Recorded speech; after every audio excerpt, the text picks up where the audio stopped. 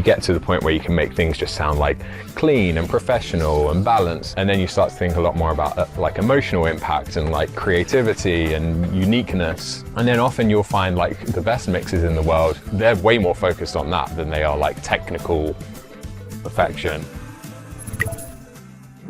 Okay, so far we've just reorganized the files, imported everything into the project. I didn't use a mix template or anything like that, so this is just like a clean project. So the first step, now that we know the files are good, everything's in the right order, is we can start grouping stuff. So I'm just going to grab, in fact, I'm going to start by grouping the kick into like a kick subgroup. So that we can process the kick in and out at the same time. Got our snare subgroup. So is that essentially a bus? Yeah, so a summing stack, this is like a logic feature, but I think most DAWs have an equivalent. Yeah. It buses them together and it puts them in this little collapsible stack. So it's like handy for organization, but also good for, yeah, just like busing everything. It's like two things at once.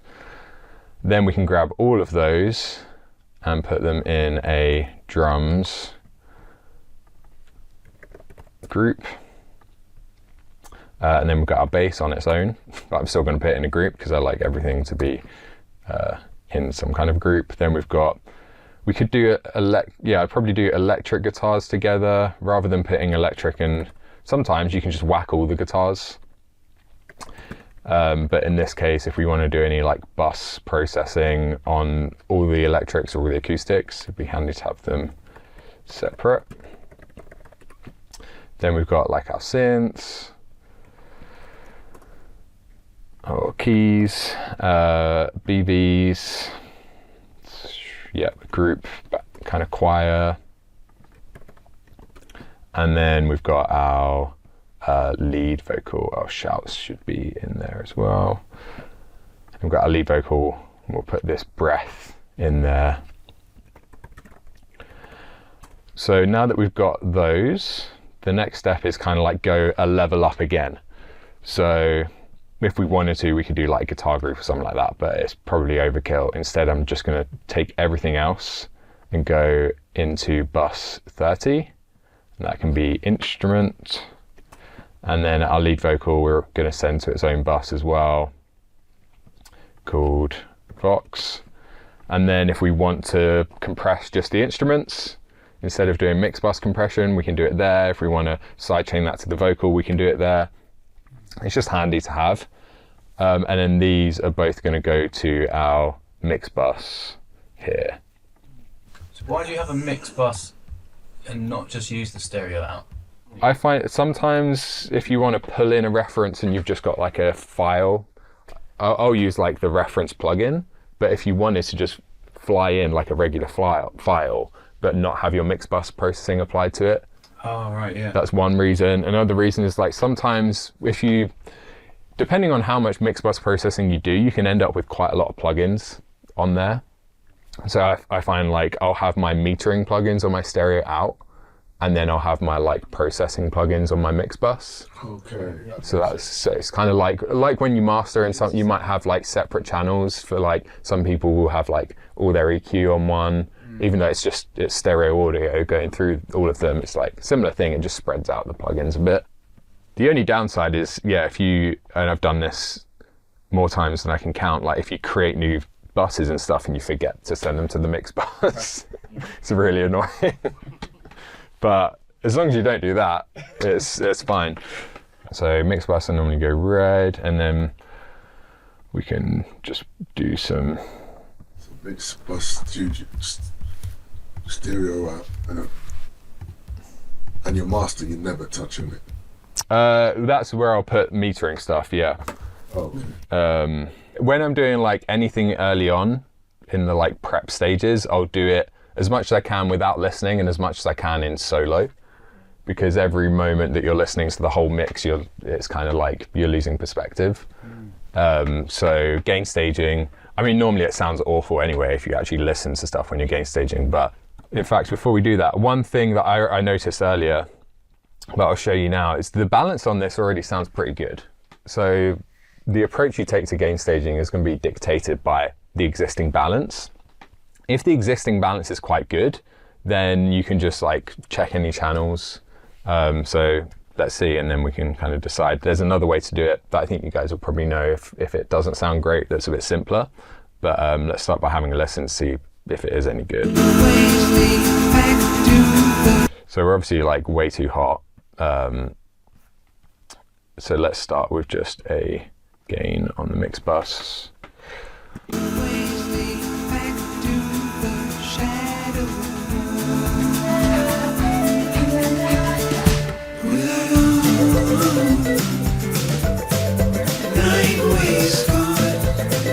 mean, it's not bad. Like, we don't have any of the panning information, but like it doesn't have that everything turned up to 10 sound where like you import the files and hit play and it's just like a big jumbled mess. It actually sounds half decent. Jumping out of you. Yeah, what I was going to say is if it isn't very good, then you can just normalize it. Just normalize region gain and like set everything. I like to do peaking at like -6, it's fine. And then it'll just set everything. But when you do that, you're basically wiping the slate clean. And it makes it really easy because it's like one click and your gain staging's done. You know, everything's going to be at a decent level, but you've got rid of any balancing they're already doing. That's, one approach. But what we're going to do here instead is just go through and like manually do it and just look out for any channels that are hot. So we can already see by the clipping meter, like which channels, and it's mostly subgroups actually. So at like a channel level, there's some stuff that's hot, like the snare, but it seems like mostly subgroups. So let's mute that master fader that we should never touch and just loop the loudest section. And then we can go through and just check. So bus level, so we'll start at like the instrument level.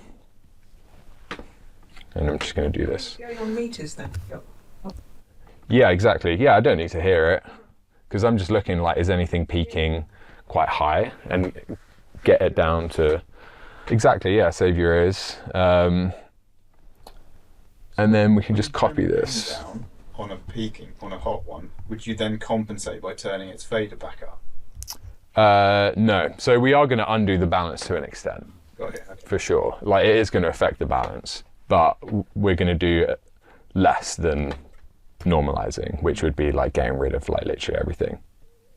So here I can just like literally just copy and paste this plugin now. All of the channels are in stereo.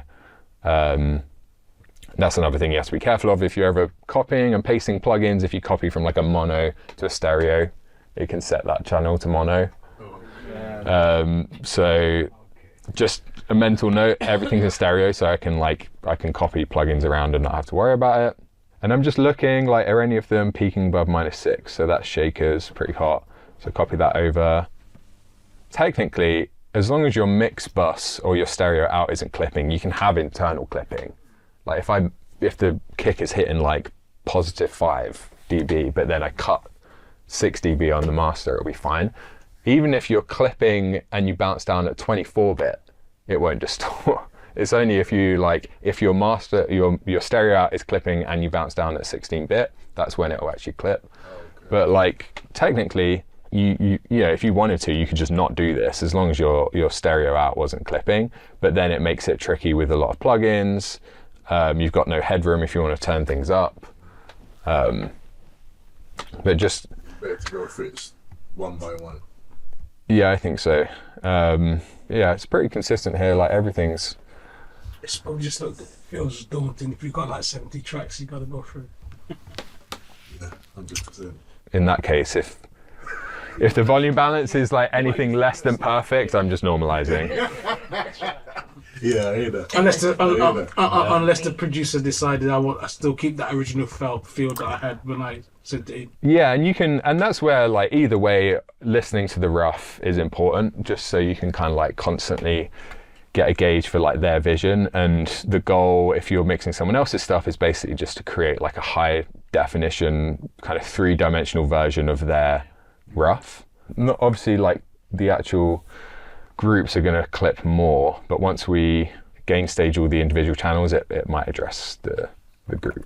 as well. Same sort of difference as if you was actually gain staging of the recording itself, innit? Oh, like the region? Yeah. Yep, that would be the exact same. So I think we're good now. Let's just check. Drum bus. That probably needs even more.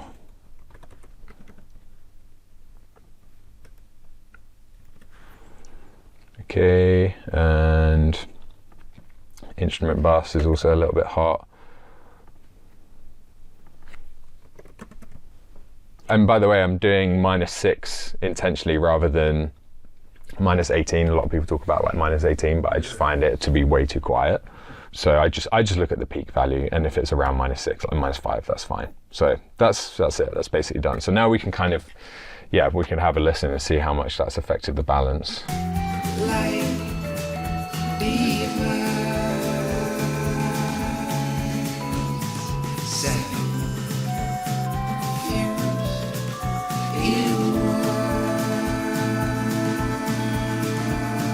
Yeah, that's fine.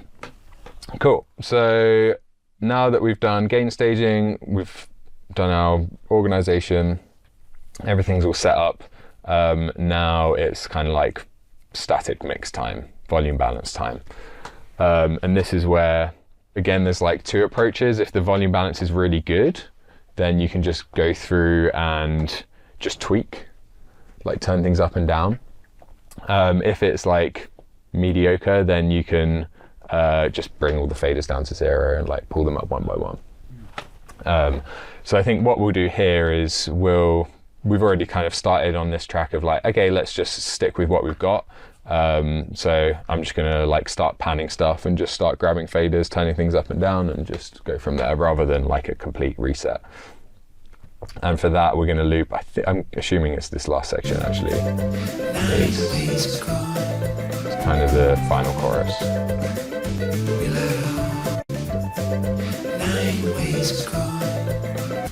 And we could do it group by group as well to get a bit more granularity.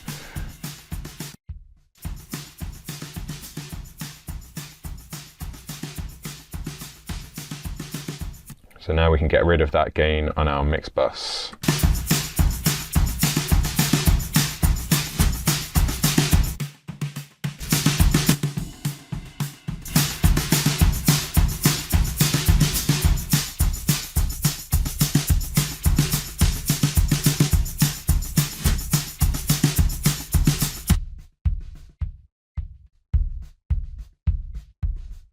So we've got like a kick out that's quite boomy, which is nice, and then kick in, more click,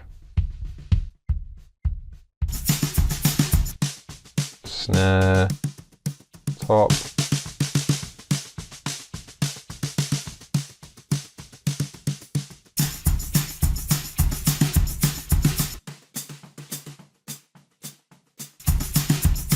and then there's this backwards snare. Okay, so that just comes in every now and then. Full kit, which is probably Balance maybe of the... yeah, exactly. I think it's just a drum bus, so we can get rid of that.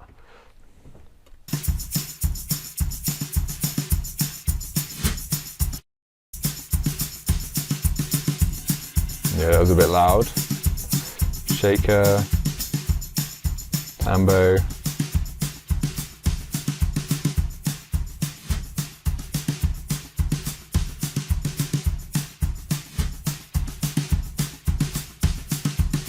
At this point, I'm kind of just learning what we have. Right. Like I'm seeing how the different mics sound, because we've got like quite a lot of options in a good way. I mean, it's pretty typical to have like overheads and a couple of room mics. So yeah, I'm just seeing how like everything sounds, seeing how it all blends together, just getting to know it. And then once we bring in everything else, that's where I can be more kind of decisive. Like right now, I don't really know if I want the more overhead or more room, or like how much room and that kind of stuff. but I'm just getting a feel for it so that then when we start bringing in all the other elements, I actually know what they even are and sound like. Obviously, if I had like recorded this myself or if it was my own track, that would be different. You'd have that context already. So like the overhead's pretty dry. So it's probably quite close. Then we've got this mono overhead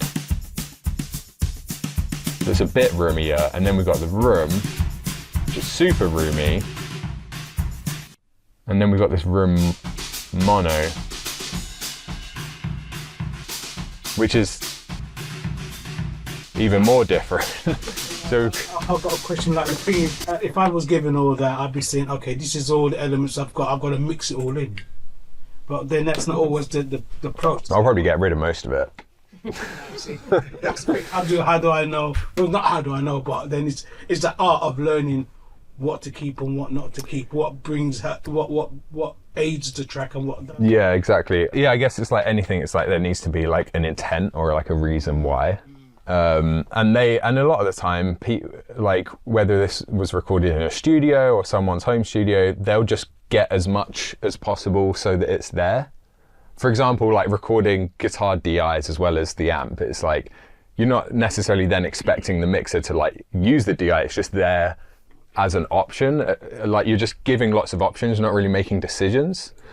And then when it gets to like the mixer is when, yeah, you kind of have to start like cutting things. And otherwise they might have just recorded like a random room mic, like I have no idea if this will sound good or not, but let's just record it anyway. And then as the mix engineer, it's like your decision whether it's helpful or...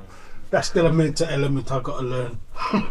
Right, like muting and yeah. I normally am quite aggressive with that, just because it simplifies everything as well. Like if there was anything here that I was like, that just sounds crap, I would just mute it and hide it.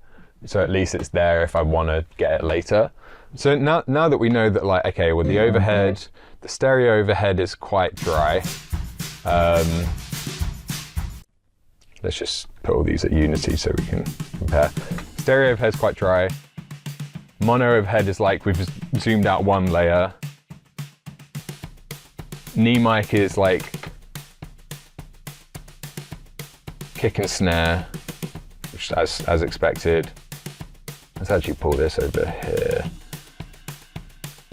Then we've got room 1 and room 2, which like we've gone out another, zoomed out again. And tonally very different as well, like this has got a lot more high end. So we could even relabel them. It's like overhead, close, overhead, far, room, close, or like room low, room high, I would say. Got lots of kick there and this kind of like boominess, but not in the actual low end. Like most of that is still at like 150 or something. Yeah.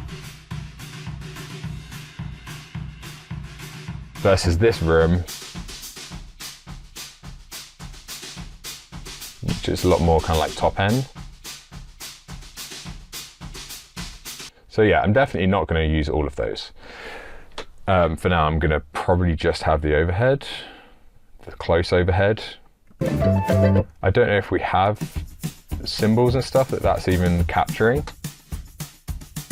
Check another section. Okay, so there's some cymbals.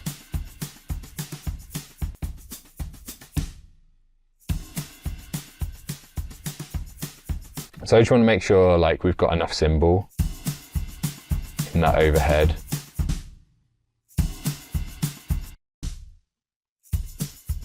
Because without that, we're going to have nothing.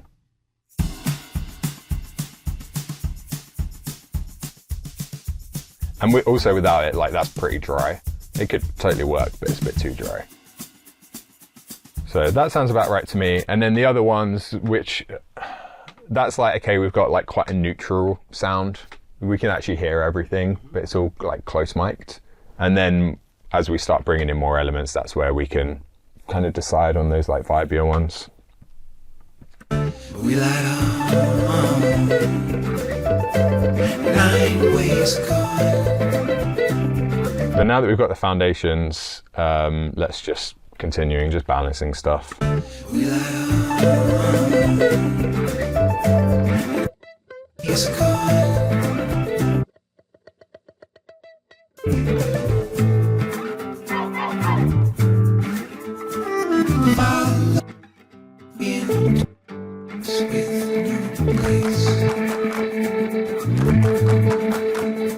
Skip 4 hours of time without 9 ways gone.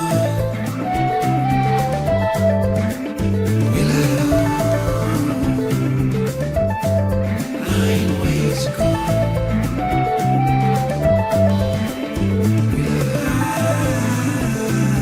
on 9 ways gone. We let on 9 ways. 9 ways gone. We let on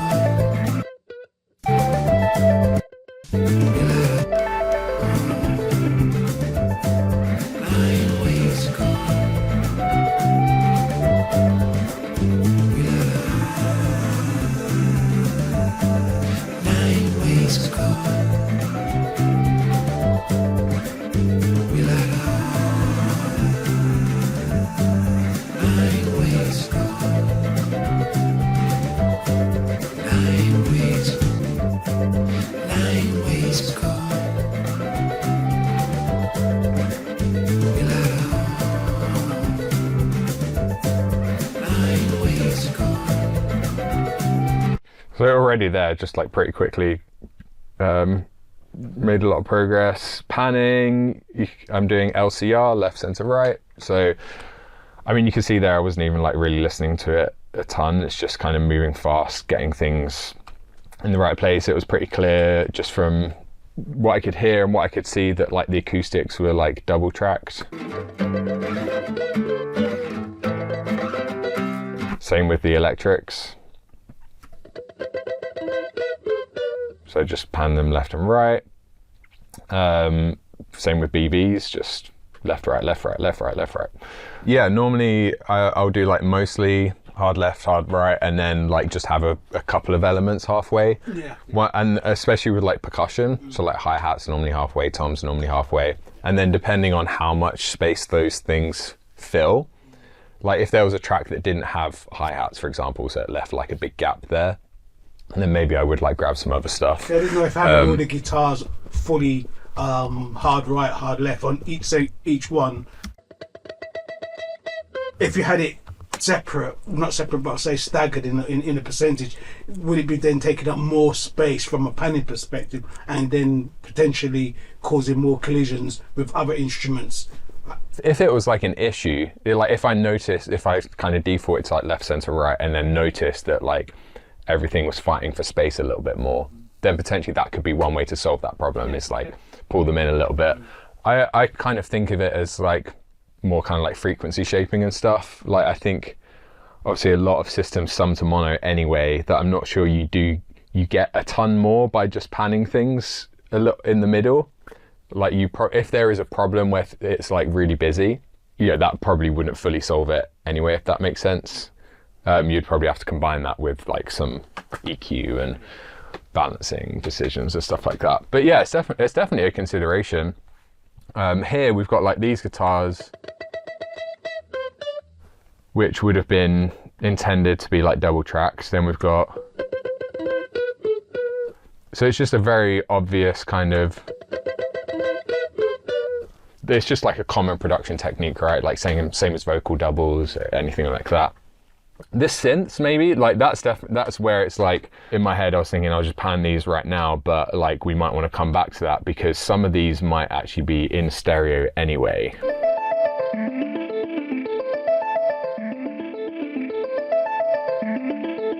So there's already some stereo width on that, but it was taking up too much space like that. But this is the issue I find with a lot of synths, is like they sound really nice in solo, but then they end up taking up so much space. So let's definitely fine tune those a little bit, and those would be good candidates for halfway Just like, okay, it's already stereo, but let's just nudge it that way and nudge it that way a bit.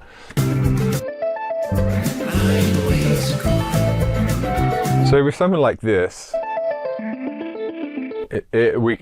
one option would be kind of moving it out to the side, but it also tends to work quite well when you just kind of like really bury those things. Leave them in the center in stereo. But have it quite low.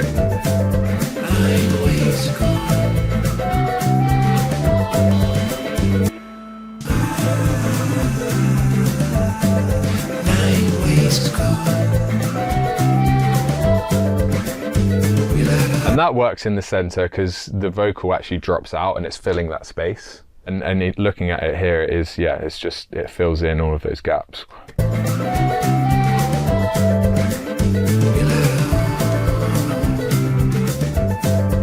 That one. Again, if we wanted it louder in the mix, I'd be tempted to push it out to the side a bit. But I actually think it would work better just having it lower. So it's purely kind of like texture.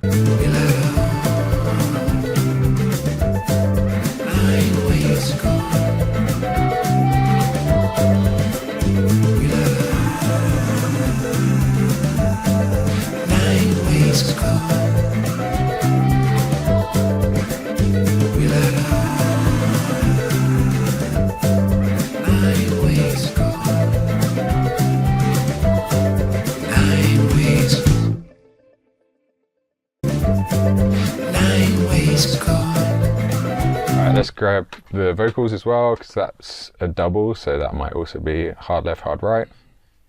9 ways gone. 9 ways gone. 9 ways gone. Check 9 ways gone. So that side could probably, just check there at Unity, that side could probably come down a little bit more, it's a bit hotter. 9 ways gone. And I was just looking at the peak values there, and I could also hear that it was a little bit lopsided. 9 ways gone. Now they're both peaking at basically the same thing. Obviously that's just one section, but just as somewhat of an indicator. And you can see here there's like they must have turned up the gain or something when they recorded that, or got closer to the mic or something. What would you do panning wise if the double only came in and say the choruses? Yeah, so then you just have to automate it. This looks like it's doubled the whole way.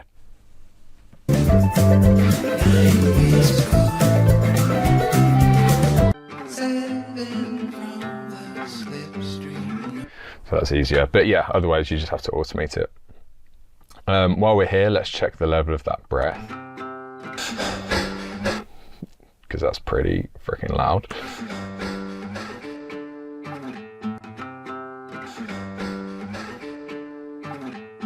Cool, let's go back to our chorus.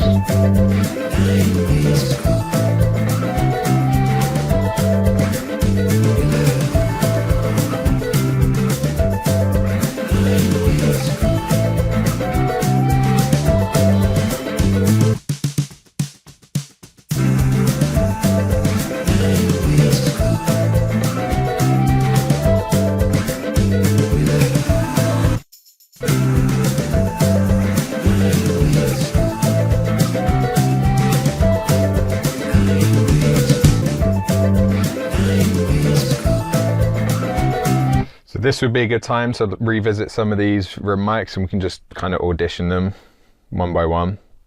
Yeah,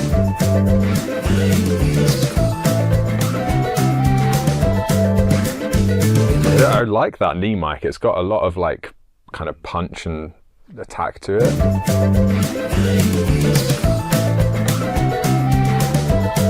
And this is where we have to think about like what's the vibe, because the temptation is always there to go punchy and scooped and just make everything sound, you know, bombastic. But what's the vibe? Like this is pretty chill.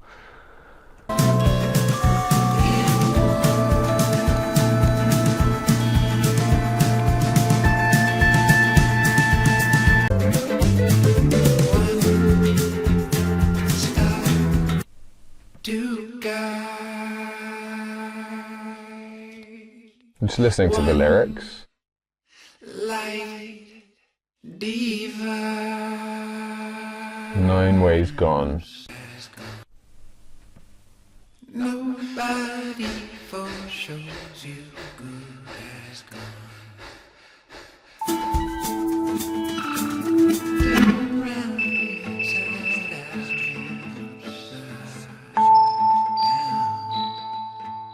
Let's grab those while we're here. Yeah, so I don't think we want to go too over the top with it.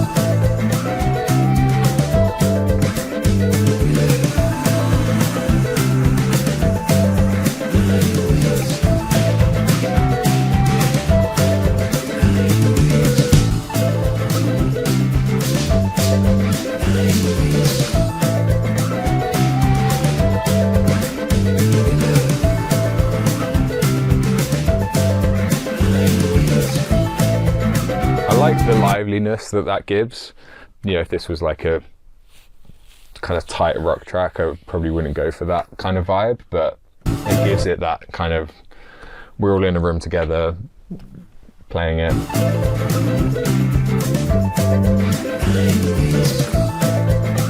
It also does feel quite different.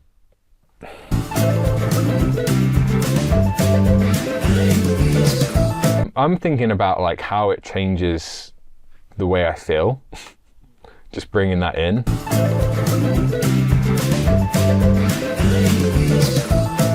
Like this is a lot more like intimate.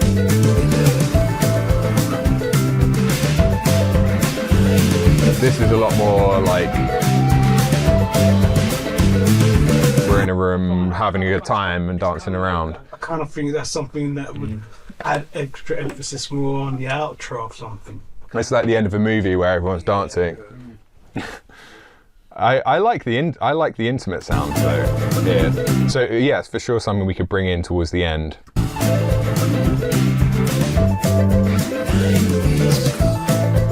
I like the dryness there.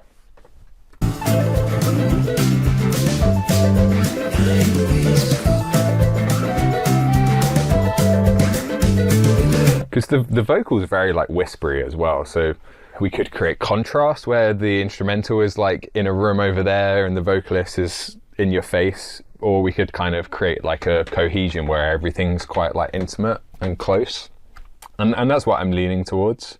Yeah, we've got this overhead in there for the cymbals, but it's not adding a ton of room. And that knee mic doesn't really add a ton of liveliness, it's more kind of like energy.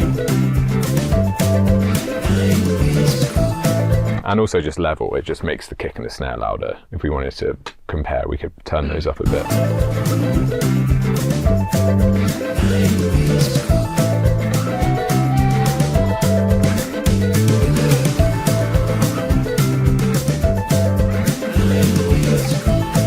But yeah, I feel like the natural vibe of the song is a bit more intimate, a bit more kind of close. So I'm going to lean towards that, less room stuff, less of that knee mic, more of the close mic stuff. And we'll come back and do like volume automation and fine tune all of this at the end. But I just want to check that I haven't like missed any channels just in this kind of initial volume balance. So anything groups we did, shouts here, for example.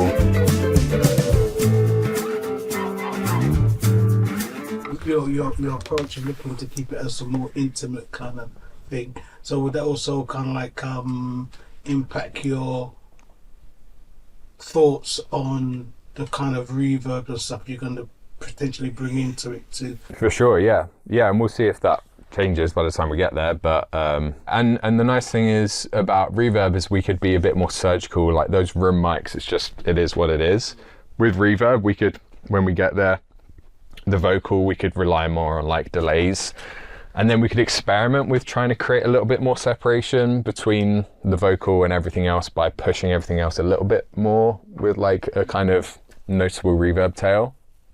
But yeah, we'll experiment when we get there and see what works. But we might be able to kind of find like a nice middle ground.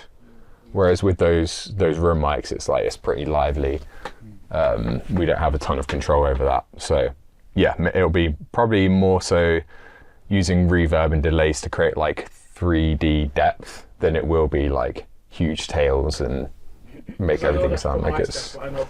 That's one of my weak points in regards to approaching and mixing that respect and thinking about that. I'm very more technically minded and trying to get the clarity and not always focusing and trying to make sure you keep that emotional intent, so to speak. That's a whole new ball game in regards to, okay, that's something to focus on and try and maintain all the way through. Totally, yeah, and I think it's kind of like a progression. Yeah, it's like going from kind of amateur to late intermediate pro is like, just can you get kind of like a professional sound? As I've gone through the program, I start to realizing, okay, no, that's why I like it. But why I like something is because they've been able to create that particular effect and kept on. So now I'm able to start to identify it, but learning to then create it, that's another ball game.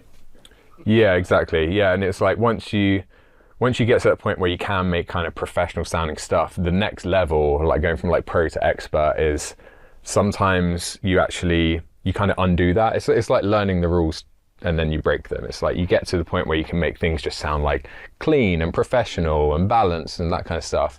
And then you start to think a lot more about like emotional impact and like creativity and uniqueness. And then often you'll find like the best mixers in the world, they're way more focused on that than they are like technical perfection. Like I've started to notice that, but learning to create that is, and I understand why they get the big money, because you could go to Zimmer and he could create that every time. He knows how to get that emotional effect in whatever they're doing. Yeah, and like if you listen to like Andrew Shep's talk, he talks about that a lot. I've been following from day one. He's always like, yeah, I do like objectively bad things that would be like questionable, but I do it because there's a higher kind of goal there. Yeah, he's my guy. Yeah. And another good example that comes to mind is the Nirvana mixes for Nevermind. There was like the original kind of like Butch Vig mixes that are like very like kind of, they have this like stereotypical kind of scooped rock sound. But then the mixes that actually went out are like a bit more aggressive and a bit more unique, and you can literally compare them. Andy versus Butch. So we've got like the Andy Wallace, which is the actual mixes. I do this so often, it's fun. I haven't done it in this room yet, so we can have a listen. So like, for example,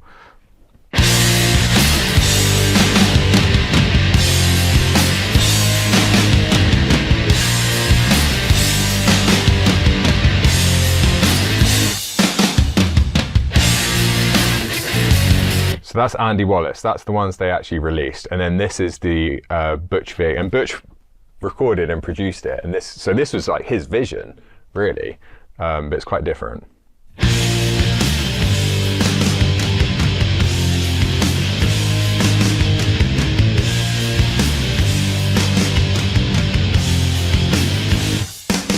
So this feels like, this is like safer. It's like more kind of stereotypical. I mean, it sounds amazing. It's still like Butch Vig, like one of the best producers ever. But it's like, yeah, it's just kind of like this more stereotypical, like scooped sound. There's like maybe more depth there. There's maybe more kind of objectively or technically, you might say that it's like a fuller use of the frequency spectrum or something like that. Whereas like Andy Wallace's mixes, they're like edgier. There's like more mid-range, and there's more, they're almost like kind of jarring in a way, but but it enhances like Nirvana. It's like, that's the point. It's not meant to be just another run-of-the-mill rock band. Like at the time it was like very, obviously like very kind of pushing things forward. So it makes sense that from a mixing perspective, that's what worked. So it's just a good example of that, where you can like literally hear that kind of progression. But yeah, it's a whole other thing to think about. It's like basically subjective, and obviously we talk a lot about like objectivity and subjectivity inside the reverse engineer, and like starting with mastering, understanding that kind of like objective reference point, that objective end goal. But mixing itself, you're obviously, there is some degree of like objective truth around like what is a good overall balance, what isn't, and you have to make sure you don't stray beyond that. But there's so much room within that, and that's all like very, very subjective. So then it's like there are no good or bad decisions, there are no right or wrong decisions. So what is your North Star? And I think, when you start out, the North Star is just like technical prowess, or like getting it to sound like decent. But then after a certain point, it's like it's all subjective. So then the North Star has to just become like feeling, emotion, enhancing the music, that kind of stuff. There's 1,000 ways you could mix this track. Yeah, we're basically done with volume balance now, so we can start moving into kind of like tonal issues. But let's just have a good listen and maybe take some notes and see what grabs our attention.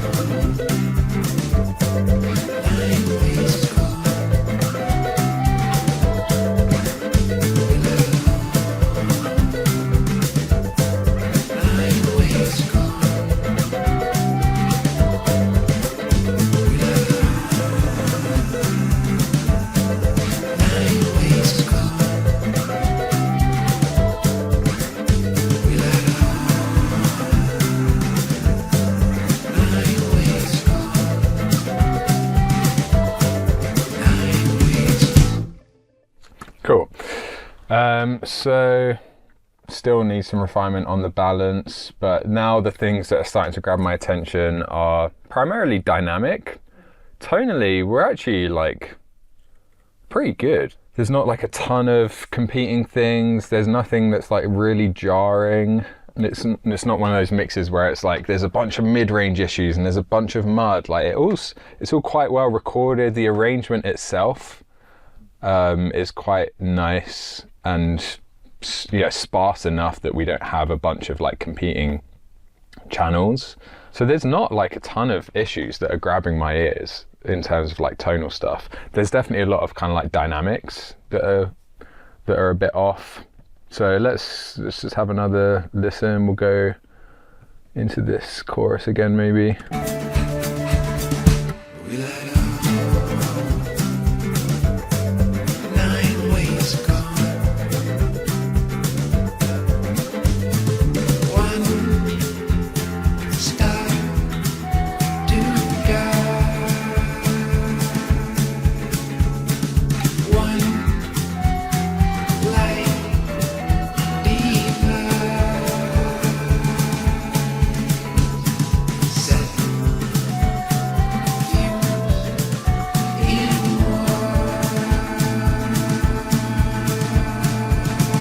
maybe a bit of cleaning up, or just de-essing on the vocals. That's something that's kind of sticking out.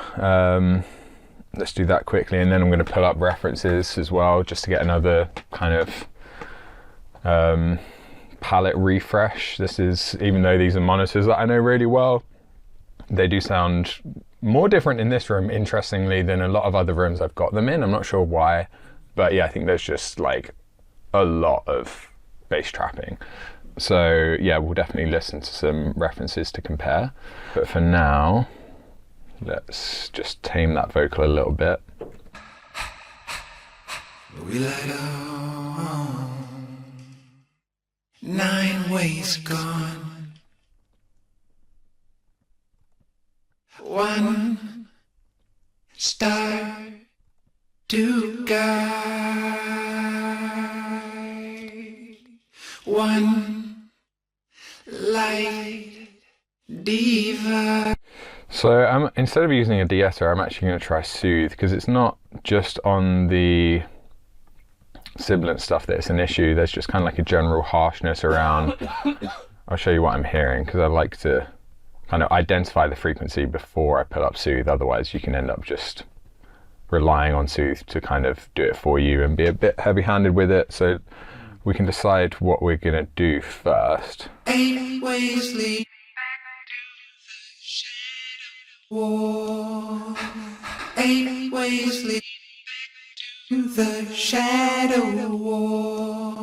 8 ways lead back to the shadow war. I mean, it is in that kind of classic 8 ways lead back to the sibilant range, but it's just kind of constantly there. It's more of a tonal issue than like a sibilance issue. So we could try dynamic mode. 8 ways lead back to the shadow war. 8 ways lead back to 8 ways lead back to the. And then we could also try Soothe in that same range. So we're at 4,300. So we can just be a little bit more targeted with Soothe, like this, and compare. 8 ways lead back to the shadow war. 8 ways lead back to the shadow war. So Soothe, 8 ways lead back to Fab filter. 8 ways lead back to the shadow. 8 ways lead back to the shadow. 8 ways lead back. 8 ways lead back to. So in this case, I prefer Soothe. And then we could also do some de-essing after that, just to make sure we are actually catching those sibilant moments as well, even more aggressively. 8 ways lead back to the shadow war. 8 ways lead back to the shadow war. 8 ways lead back to the shadow war. 8 ways lead back to the shadow war. 8 ways lead shadow war. 8 ways lead back to the shadow war. 8 ways. Okay, so yeah, this is, you can kind of see it's hard to just grab the S's, because there is this kind of constant high end or upper mid range kind of harshness. 8 ways lead back to the shadow war. You can see like even that shh, it's not even coming up that much higher. 8 ways lead back to the shadow. So yeah, I think this is better solved with Soothe, where it's just like kind of constantly doing it. 8 ways lead back to the shadow. 8 ways lead back. Let's check that in the context of the mix, because that's pretty aggressive. So let's just check, because this is going to push the vocal back as well.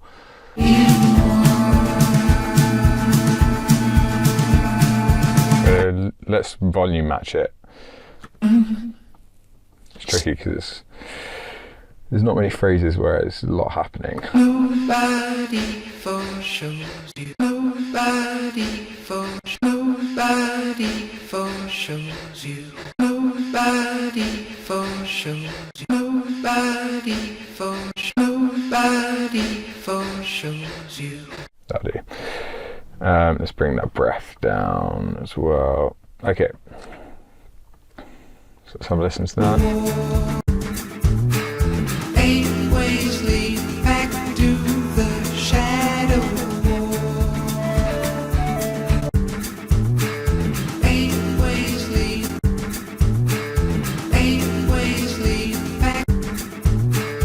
8 ways lead back to the shadow. 8 ways lead back to the shadow. Cool. Yeah, ended up not needing that extra dB. So once you added Sue, and if that changed the level on the vocals, you wanted to make the compensate for that. Yeah, and there was whatever phrase I was at before, it sounded like it was making it a bit quieter, or at the very least pushing it back in the mix. And once we change the kind of the tonal balance of that vocal, get rid of that upper mid range, it's going to push it back. So then we can kind of counterbalance that by adding some output gain.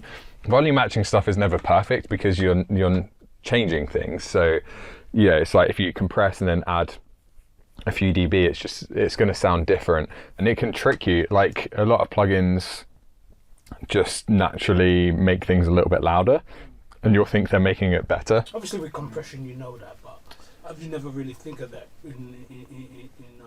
I often try and do the opposite. I'll kind of volume match to the point where if anything the volume goes down a little bit, because then if I turn the plugin on and even though it's maybe a little bit quieter, it still sounds quote unquote better, then it's like I know it's definitely working. Whereas if it's, if it's also louder when you turn on the plugin, it's like, oh, this sounds better now, but it could just be a little bit louder. Like that is like the easiest way to fool someone into thinking something sounds better, is just turn it up, basically. And there's plenty of plugins out there that aren't really doing anything special under the hood other than adding some volume. Again, it's like, depends how you're changing something. It's not always possible to get it exactly the same. But yeah, I think it's something definitely to be aware of, is like, you don't want to be tricking yourself into thinking something's better when it's just louder.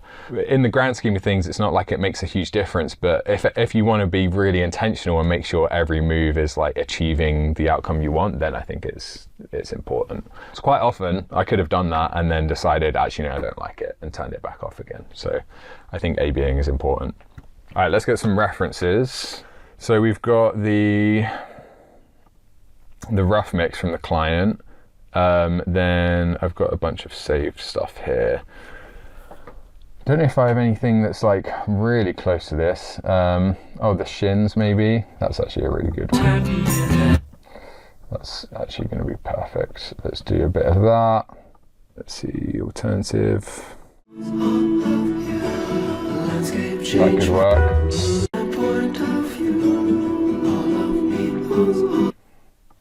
And some Radiohead.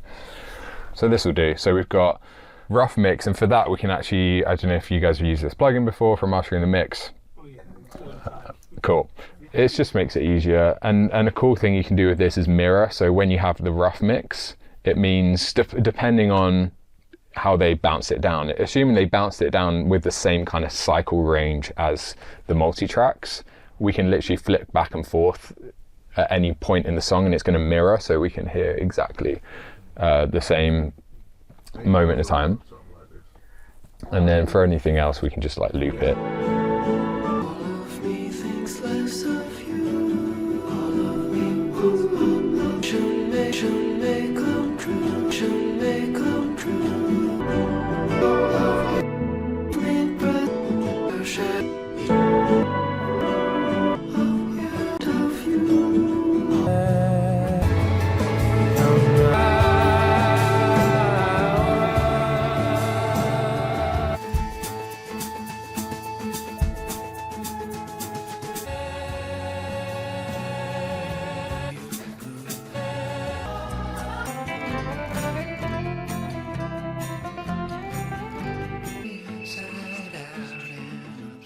Okay, cool.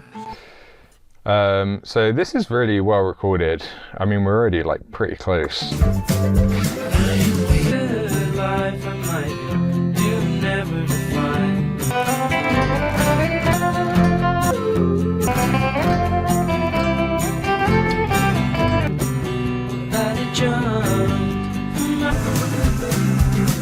So I've gone for much louder drums, and again, that's a subjective thing. It's like, do we want to like really drive the track percussively or not? That's interesting. Let's try another one.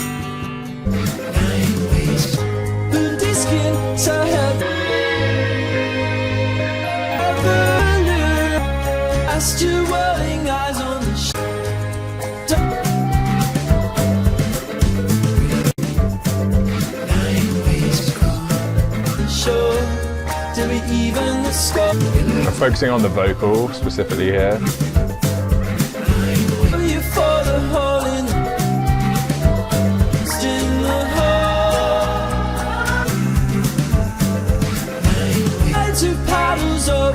Yeah, I mean, it's very different arrangements, so it's hard to compare. Let's try some Radiohead, because this has actually got some drums.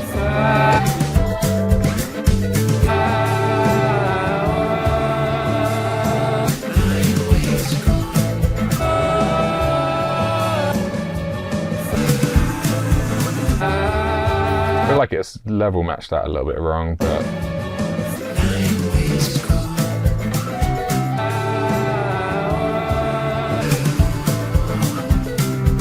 yeah. Anyway, let's also compare to the rough mix.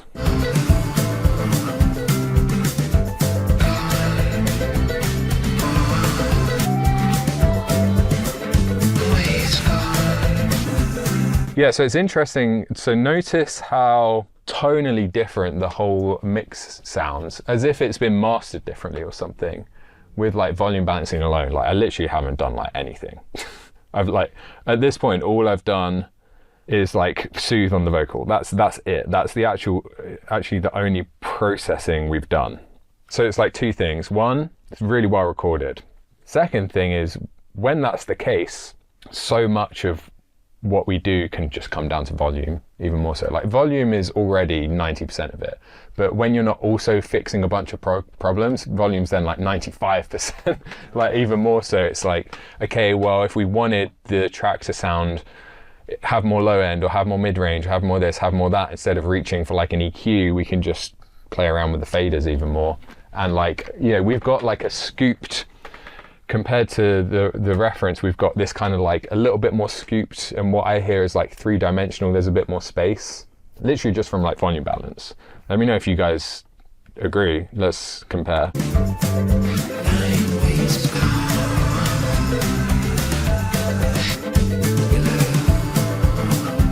There's some EQ going on there as well for sure. Like everything just sounds a little bit more processed.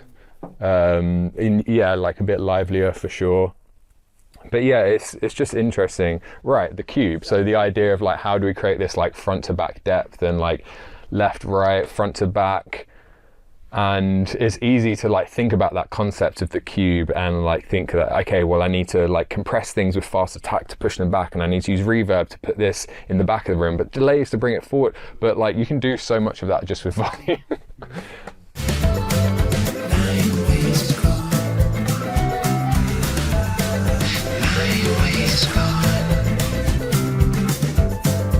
And we might be a little bit heavy on the low end. So yeah, I could probably do this inside reference. It's a great plugin. I'm sure there's a way to do it with what you just said, but I'm just so used to doing it this way. Let's grab a reference. So we don't have anything that's like super close. Let's use the Radiohead track.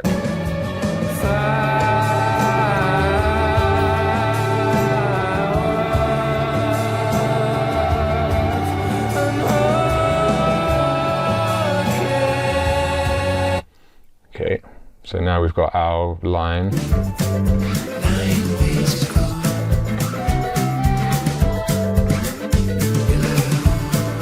Okay, we're not way out. That's the thing that like I always find I get wrong in new rooms or anything like that, is like the low end.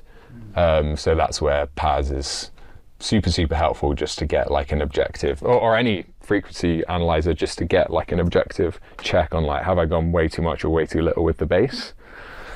But we're not far off, so that's good as like just a little checkpoint. There's still some stuff that I'm hearing, even though the rough was like a lot more forward in the upper mid range, there's still, I'm hearing like in our mix like a little bit of competition around there that could maybe be cleaned up. But I think this is going to be like pretty quickly here we can move into dynamics and also like space and kind of more of these like fine touches of getting the reverb right, getting like maybe some effect throws and automation between the different sections, and that's where we'll probably spend a lot of our time. So I'm actually going to start here with some mix bus compression. Just as we move into kind of like dynamics, we've got our volume balance, so we know we've got like the level we're going to be at.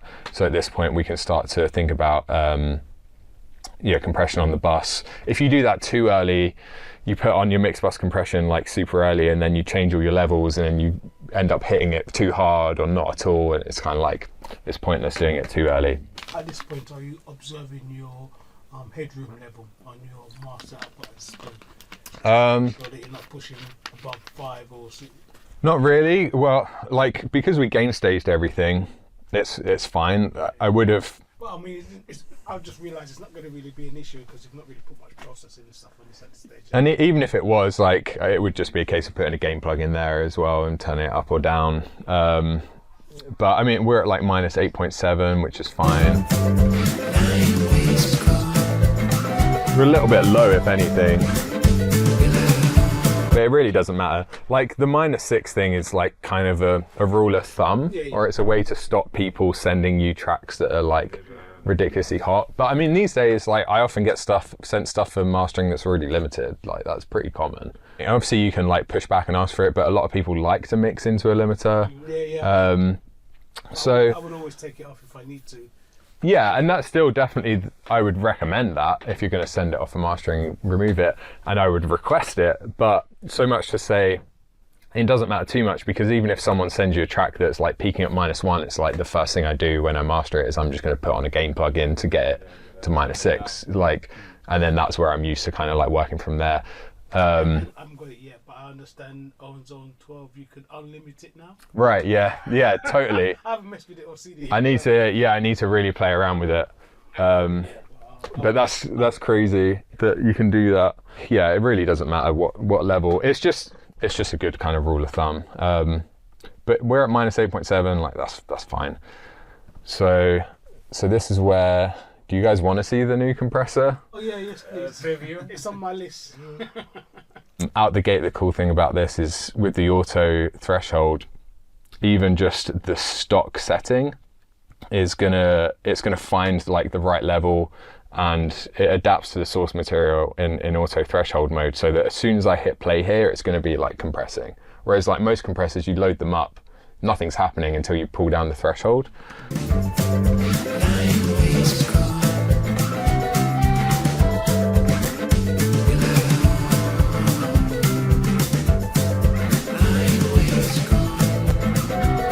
So already it's like, cool, that's basically doing what I wanted it to do.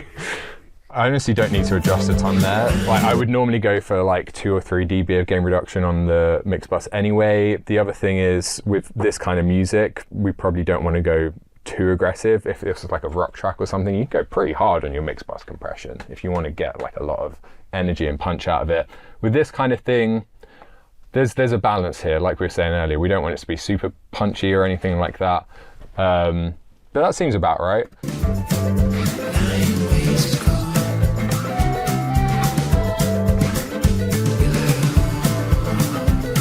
One, would you say this one's closer to, or is it a combination? Because I know you've got the FET type, the VCA. Yeah, the core idea here is like strip things down to their kind of first principles so that you can build up from there.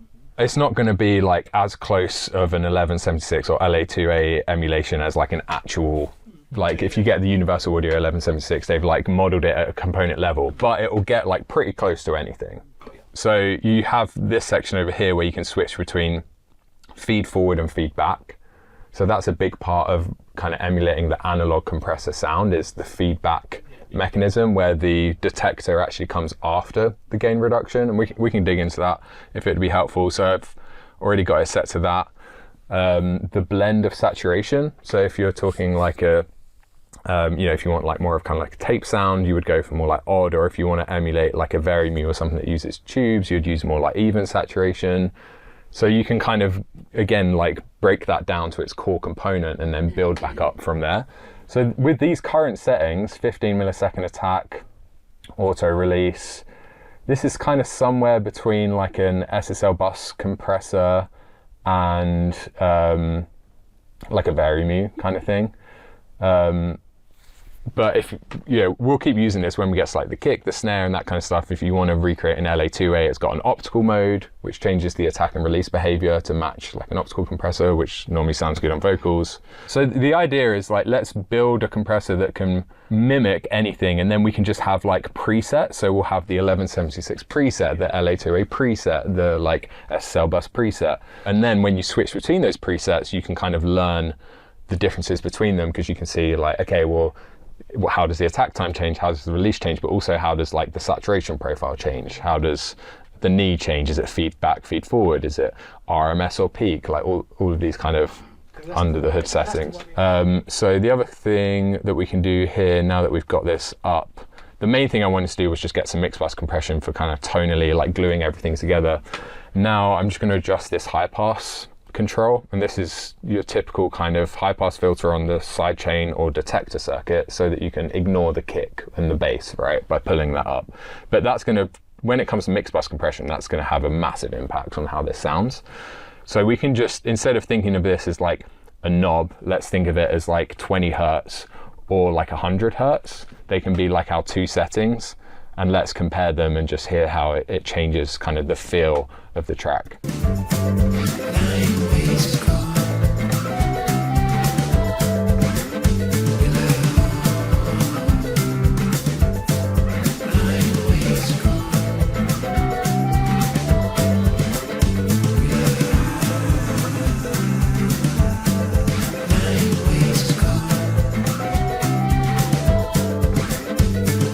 Can you hear the difference? So when we pull that up, we lose the kick a little bit. I mean, it's not actually EQing the output of the compressor, it's just EQing what the compressor can hear. But that means that does change how it sounds tonally, because if the compressor can hear the kick, it's going to highlight it more, because when the kick comes in, the track gets louder momentarily, the compressor kicks in and turns everything else down. So that for that moment in time, the kick is then the focus, and then it kind of drops back out. Whereas if we tune this to like 100 hertz, the compressor can't hear the kick, and that means we don't get that kind of pumping effect every time the kick comes in. But it means that kind of psychoacoustically, or the kind of the impact of that is that it sounds like brighter as well. So now that I've said that, kind of have another listen. So this is 20.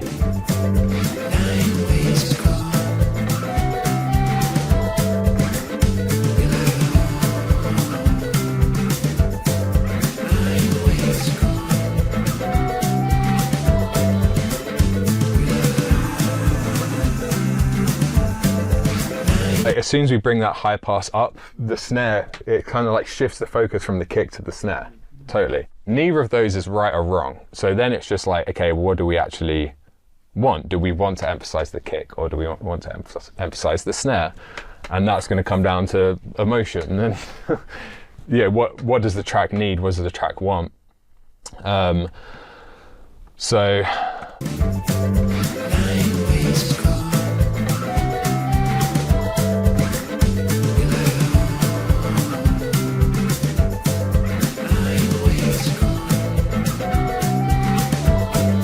I think I like the energy it adds. It feels, especially in this last section here, let's compare.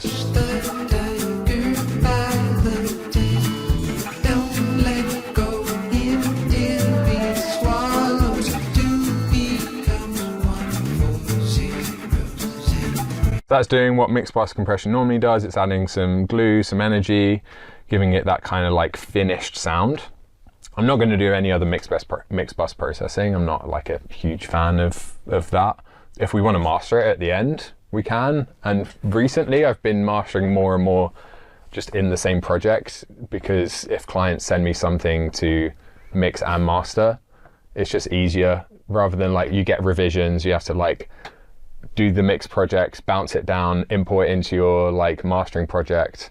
So yeah, it's a small thing, but we could do that at the end. But for now, let's start listening out for any other issues that we want to solve just across the board. I mean, we probably are going to want some compression on the lead vocal. The kick and the snare, I don't think necessarily need it. This is a track that we want to have dynamics. So it's not like we need to like slam the kick and snare into place, and tonally, I don't necessarily need to like make them punchier or anything. So I'm not even sure if we need compression on those. It's just, we'll kind of have a listen and see if there's anything that is getting lost or occasionally poking out a little bit too much, that we could use some compression on.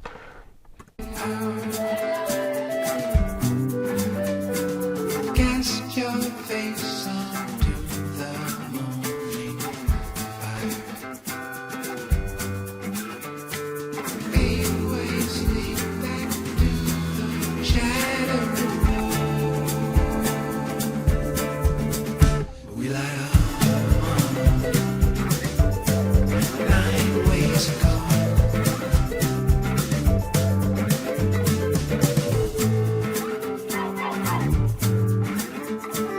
Follow to into space with no place. Skip. Let's grab that while we're here. Claps. There they are. To space with no place. Skip. That's cool.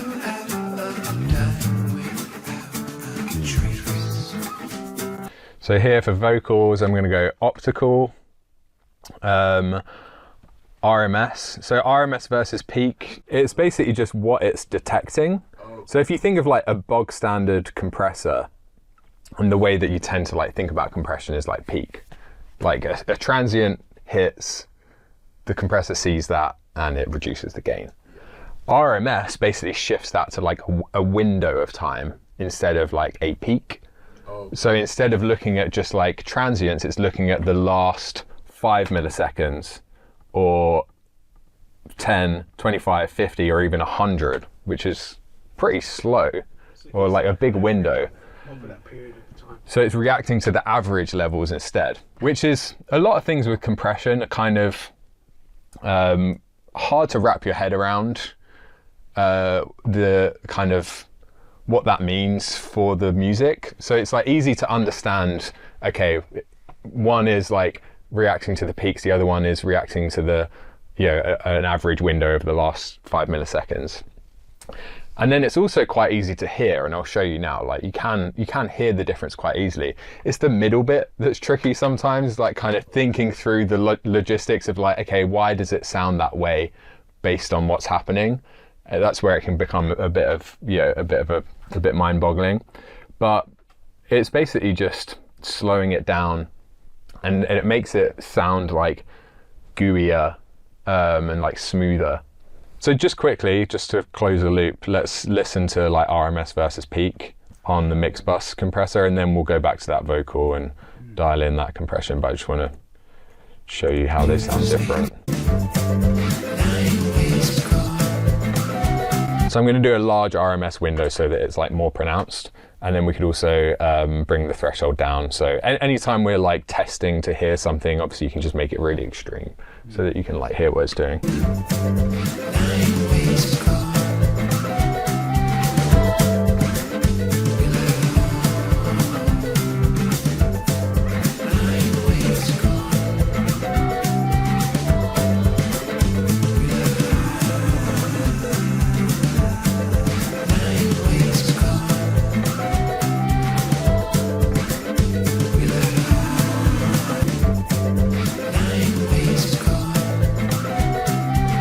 So you can hear it's just, yeah, it's a lot more reactive. We actually get like more punchiness when it's in peak.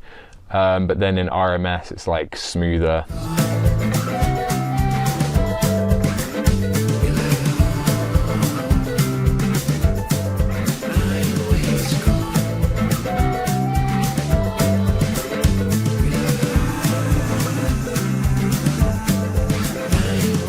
And then same, we can compare feed forward or feedback, and again, even if you understand what it's actually doing, it's hard to wrap your head around all the consequences of that, but it's quite, you can hear it.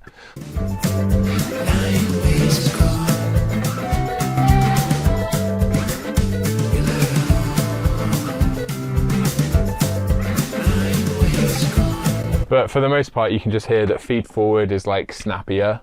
Again, it's a similar difference between like peak and RMS. Feed forward is like snappier, it's more kind of like modern, like clean sounding, and then feedback has got this kind of like analog slowness to it. So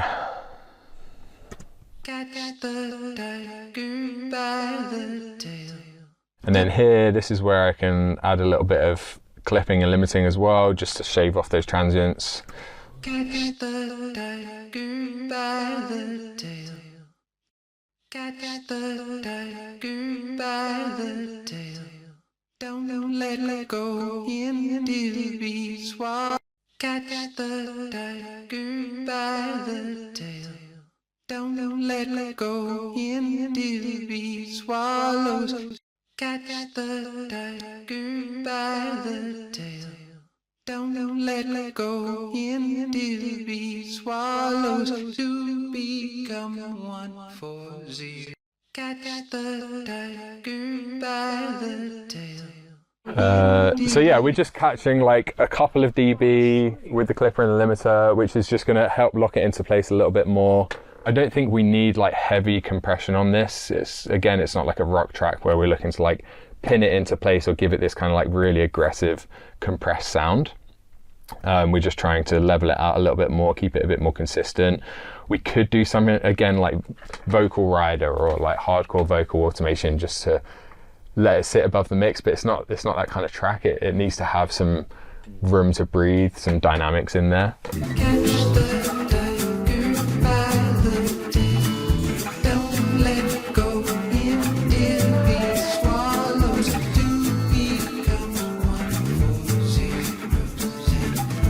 It does get lost there though.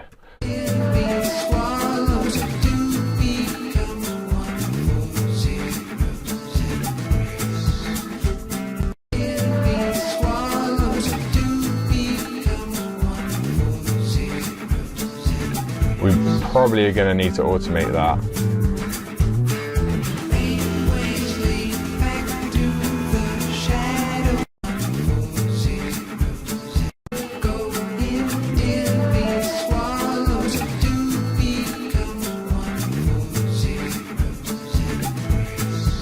Just depends if we want it to be kind of sit above the music, or if is it the issue there when it gets to that low section there for you, but it's too far? Yeah, it's like you can't hear what they're singing. Or...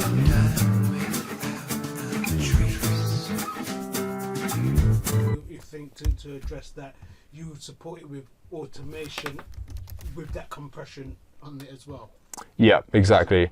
Just because the compressor's only going to do so much, like it might need more than like 6 dB, and we could slam it and do like 10 dB of gain reduction, but then it's going to sound like really compressed. The ultimate solution would be to get in there and gain stage the whole thing, but that takes a lot of time. So instead we can just use something like Vocal Rider, and we can just see how this handles that section there. Time without a trace. Time without a trace. Skip for time without a trace. Skip for time without a trace. And this is actually where I'm going to turn off the auto threshold here, because then as it gets lower, otherwise it's compressing those parts as well. Skip for time without a trace. So let's try. for out of time without a trace. So just compare. Skip for out of time with. And let's unsolo. Skip for out of. Skip for out of time without a trace. Skip for out of time without. So I don't like what Vocal Red is doing. It's a bit too all over the place. That's still getting lost though. So this is where, for now, I think flipping it into manual threshold, just so we're not compressing those quieter parts, because if you think about it, it's like macro and micro dynamics is the way I think about it. It's like there's the big picture, like the different sections and like different phrases, then there's like micro dynamics. So auto threshold is really good if you want like consistent compression to manage those like micro dynamics, but then it's going to compress the quiet parts. But that's kind of the side effect, is like you're also compressing the quiet parts. Sometimes that's a good thing because you want like constant compression throughout to shape the tone.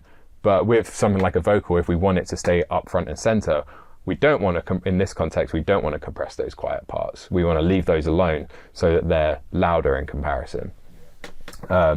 So let's Skip for out of time. Skip for out of time without a.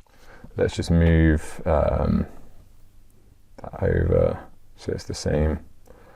Skip for out of time without a It's trace. probably a bit too much. Skip for out of time without a.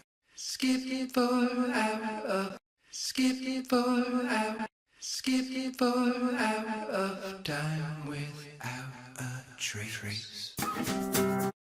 Skip for out of time without a trace. Catch the tiger by the tail. Don't let go until he swallows to become one for zeros and grace. So this is where we are then going to have to start actually automating this. I'm just going to automate it on the bus, just because it's a bit easier than doing both of them. And I'm going to use a gain plugin so that if we want to turn that up or down at the fader level, we still can. It's not locked in with automation. And we can go here to gain. And let's just compare in one section to see if it actually does help the song, or if it is almost a good thing that it gets kind of buried.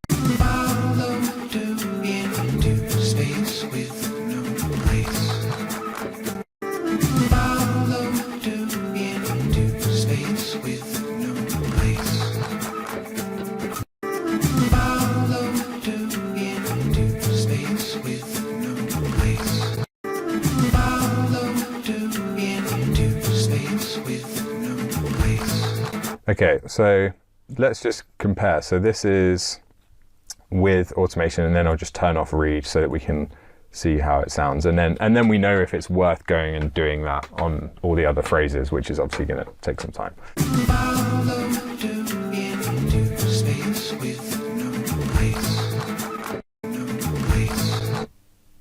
Oh.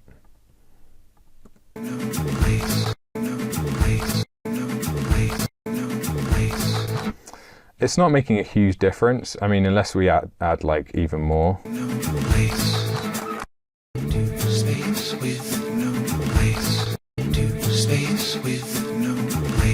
But I kind of... You want to hear what they're saying. True. There's kind of one philosophy which would be like hear what they're saying and make sure the vocal is audible at all times. But then also with a track like this, it's quite normal for the vocal to kind of like come in and out of focus. And I felt there that it was trying to go back a distance. Yeah, like intentionally, you mean? Exactly. Like it's not just that they've accidentally kind of like whispered that part. It is kind of like part of the dynamics of the song. Even if we try it like here, like we're adding like 8 dB, it still kind of gets buried.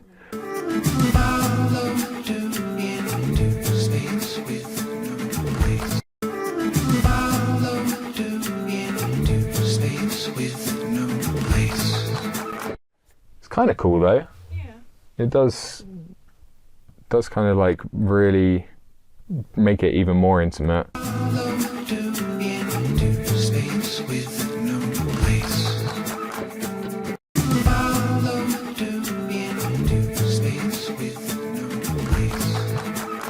I probably won't sit here and like do it every phrase right now, because otherwise you'll all fall asleep. But yeah, at least there's like kind of a bit of a demonstration of like, okay, if I was mixing this, I think I probably would go through and do that. Vocal Rider didn't seem to like kind of quite catch it in that way, and you can never beat just like manually automating the vocal. But let's have a break, and then we'll come back and we'll kind of finish up. There's not a ton of like massive issues. We've basically been kind of just playing around with it for the last half hour or so. And I think after we have a break, come back, we'll check things high level, maybe master it as well. There's not a ton that needs to happen. I mean, even now at this point, we've got soothe on the vocal, compressors on the vocals, and mix bus compression. That's it. We've literally got like 4 plugins. That wouldn't always be the case. It's only, on this one, you'd be lucky to get exceptional stems without much work to be done in regards to fixing major things across the board. So yeah, but that and it's interesting because you're absolutely right. Like the only reason we can do that is because there aren't a bunch of problems to solve. There's been plenty of times in the past where I would have got a mix like this and done a bunch of stuff just because I felt like I had to do something. Things that wasn't even there. Yeah, that's a big part of it, is knowing when not to do things, or like what are those few little touches that get into the right place. And also we spent a lot of time on the volume balance. Like it's not like we just kind of pulled out the faders and got straight into EQ and compression. I think once you do that, once you volume balance everything, you'll know exactly where the track's at anyway. You know what I mean? Like, I think that's still one of my weakness areas, to really spend a lot more time on the volume. Normally I get it there, and then but straight away it's like I've got to get an EQ on this. Like right. If you haven't put an EQ on it, you're not even mixing yet. Yeah. Yeah. Totally. About using the ears more, but that's what I'm talking about earlier when I was quite impressed about the way you spent a lot of time trying to identify the emotional intent of the project itself. Right. I mean, that's something I don't really I haven't got the experience of doing that. Totally, yeah, and it's a whole other thing to think about. So it can be overwhelming if you're still trying to just get to the point where you're like, I can navigate this whole process, technically and efficiently. But I still think, as soon as you can, it's just anytime you're struggling to make a decision, because it's so easy to like lose perspective in a mix and you don't know up from down, and it's like half the time you're just making things sound different for the sake of making things sound different. I think the worst thing in my experience is spending hours on doing the mix, leaving it thinking that, oh yeah, that sounds decent. You come back the next day, what the fuck did I do? Right. What is this mesh? Yeah. And it's like, how come I didn't hear this before? And it's easy to think that getting better at mixing is like getting better at like technical processes, but it's also like just getting better at maintaining perspective and like it's like mindset stuff and like workflow stuff. Totally. Okay, so let's do our not final, but a final listen through. There's spatial effects baked into everything. Pretty much. There was like some delays on the vocals already. We could have a play around with that. I think it's good after a break. Have a quick listen through anyway, just find some problems. Let's have a listen, kind of see where we're at.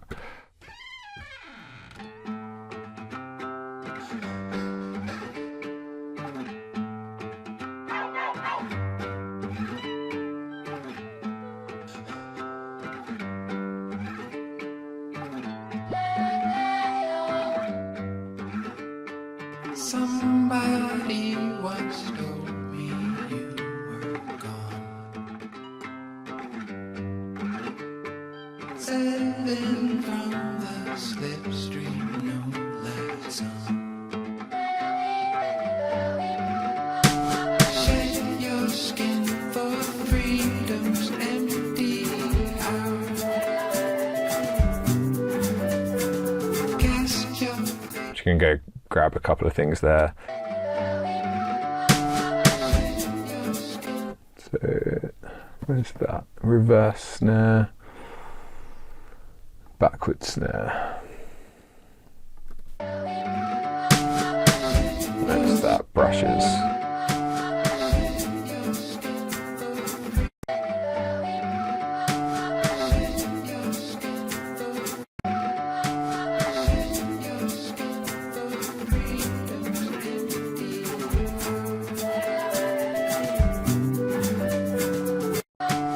shed your skin for freedom's empty hour.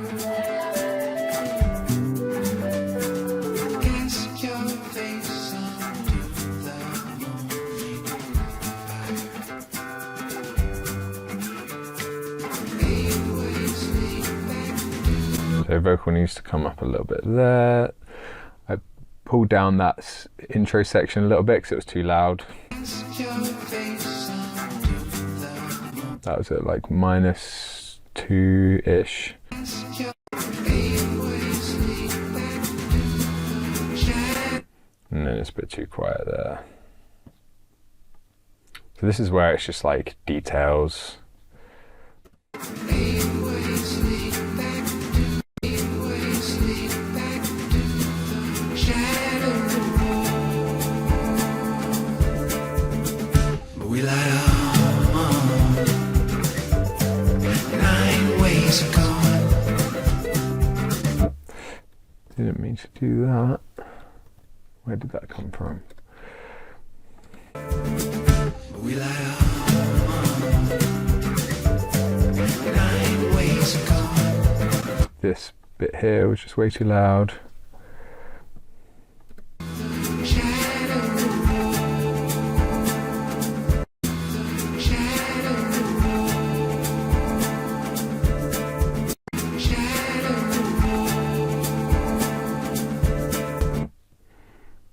Mm.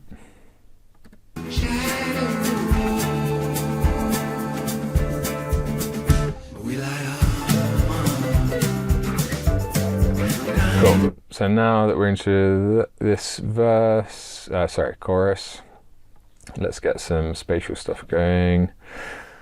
So I think vocals, I'm thinking like one kind of global room reverb.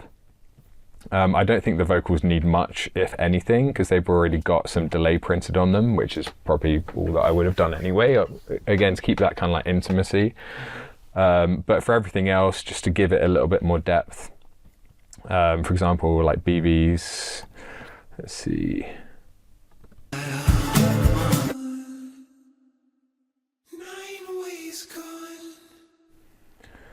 So new bass, reverb.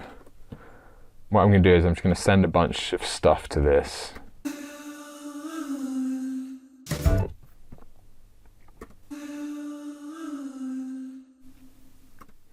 And let's just do like all the drums. I'm not going to leave it on all of the drums, but just to get some stuff, just to get some stuff going to this so we can try some different options.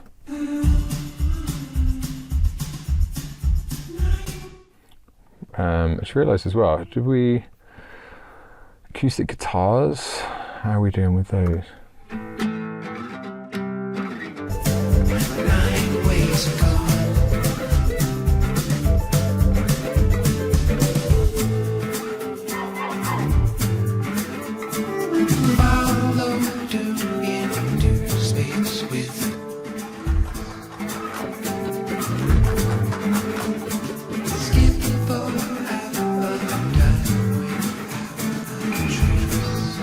So I'm just going to try a bunch of stuff and see what kind of aligns with the track. Doesn't sound like too muddy, doesn't sound too bright, doesn't sound too jarring. Just see if anything kind of just sits nicely with what we already have.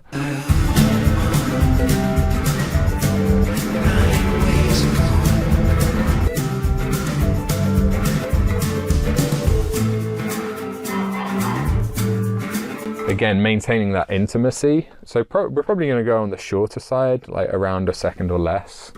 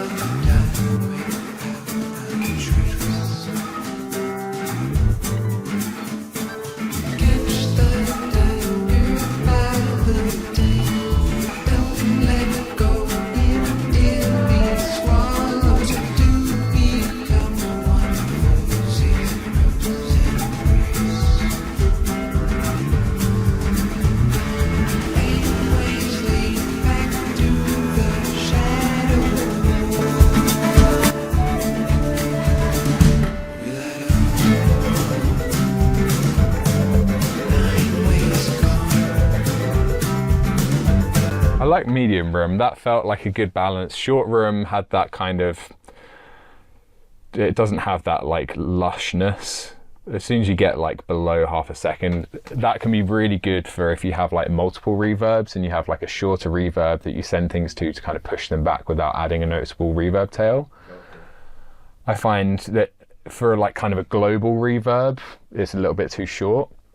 And for this, we could play around with that, but for now, I just want to get like a general kind of room going, and that's probably going to be enough for something that's quite natural sounding like this. Just one reverb is going to be like enough, I think. So, and this is just above half a second.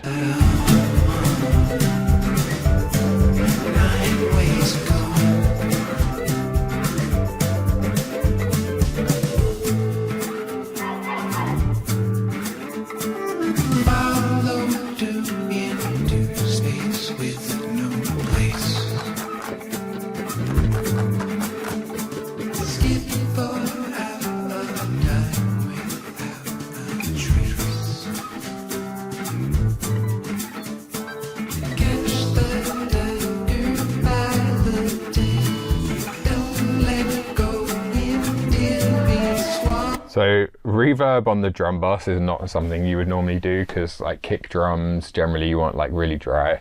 But I kind of like it on this. And sometimes reverb on a kick drum can work really well, or even like delays on a kick drum. Again, when we're going for like kind of more of a natural feel.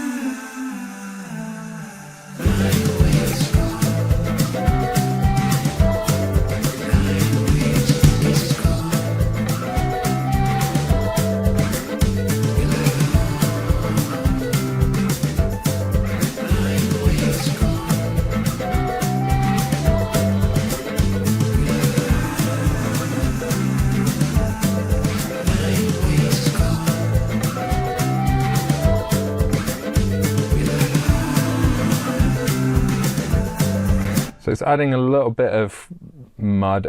It's pretty subtle, but I'm just going to pull down this kind of like 200 to 500 range a little bit.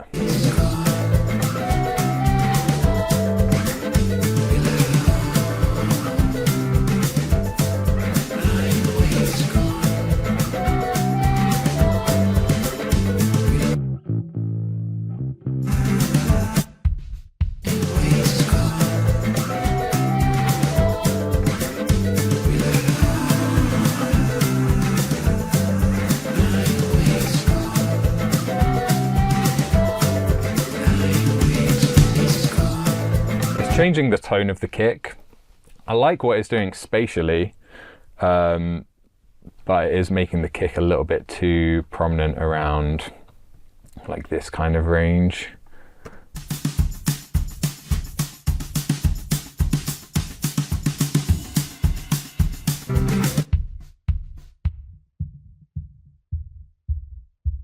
It's not so much there.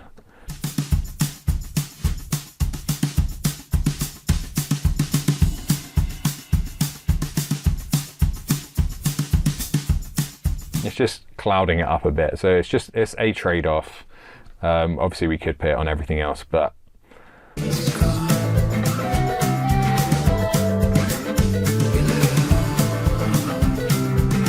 yeah, I think I'm gonna put it on some other stuff instead. So let's try just putting it onto the snare.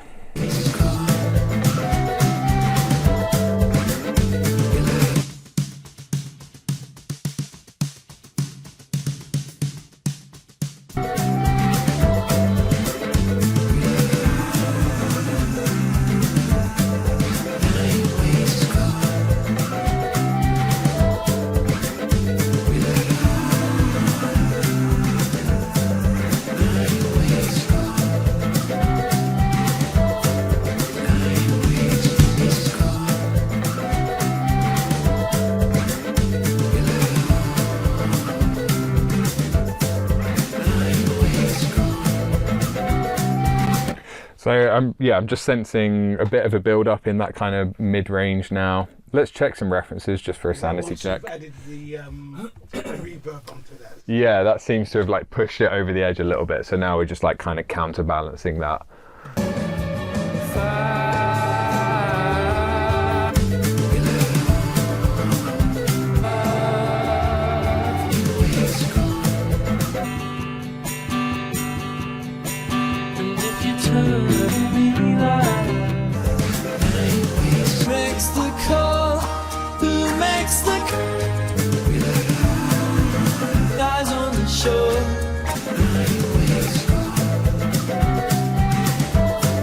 Especially that like kick and bass. Let's try just doing some processing on the instrument channel, just cutting there again.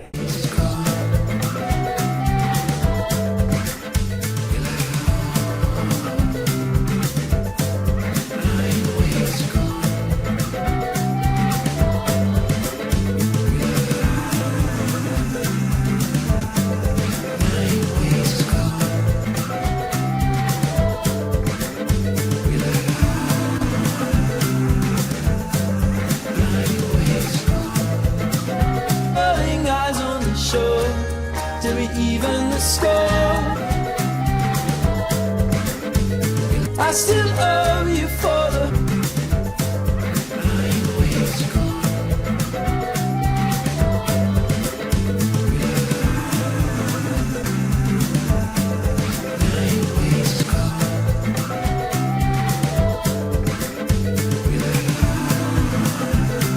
Okay, let's do just a quick one last A/B on the reverb.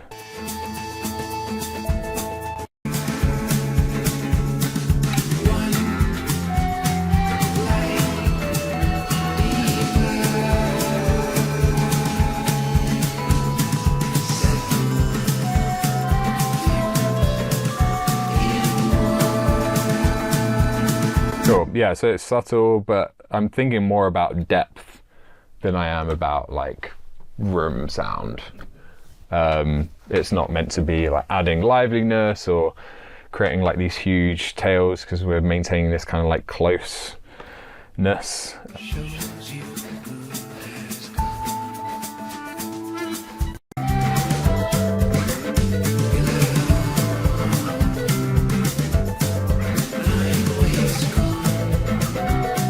You could even try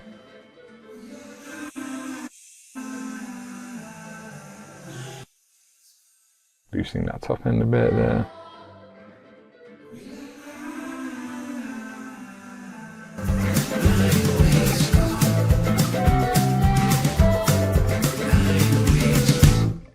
It's like that common thing of felt more than heard. It's just adding like a little bit of a kind of sheen. A little bit of EQ you was doing there, that was actually on the reverb itself. Yeah, that was just after the reverb. Just cleaning up that mud and like giving it a bit more brightness, just to again add that kind of like top end finish. So let's have another listen through, just see if we've got any issues.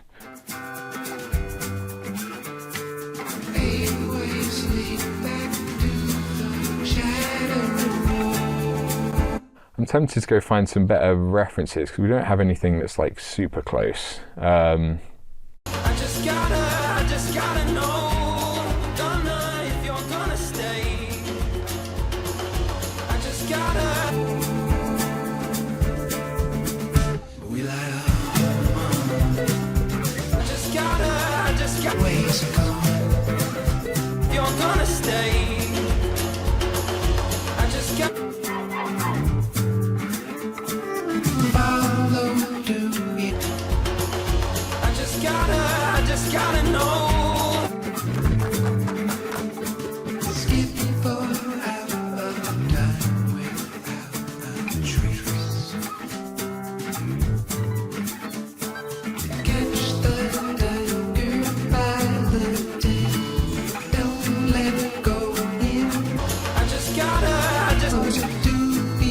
So we've still got some like cloudiness, muddiness around like 400 or 500. If we want to figure out kind of where a lot of that's coming from, we can just solo that range here and we'll be able to hear what instruments are kind of, and it's going to be like the bass, the kick and the guitars.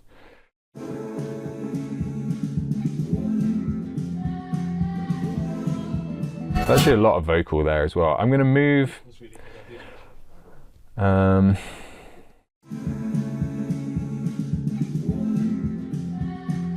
so generally I like to solve issues on the channel where they're most evident. But at this point it's kind of like a global issue. This is almost like either a mix bus or like a mastering thing because it's just a bit of everything.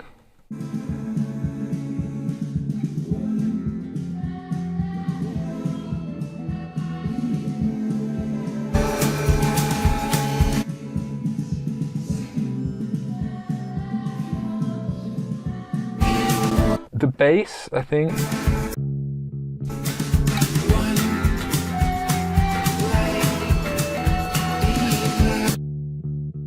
It's quite a honky bass tone. That could be what's doing it. Could be.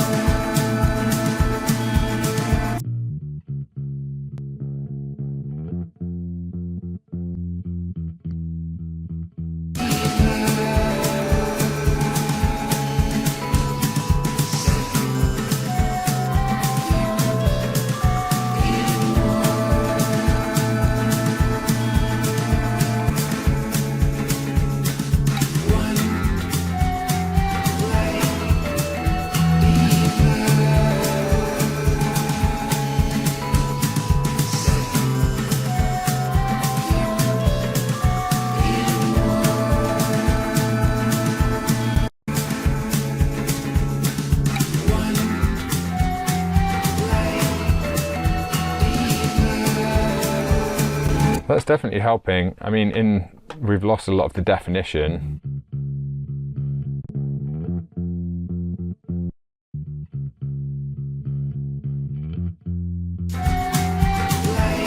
It's fine. It's a bass. I mean, as a bassist, I can say it's just the bass. It doesn't need to be that defined.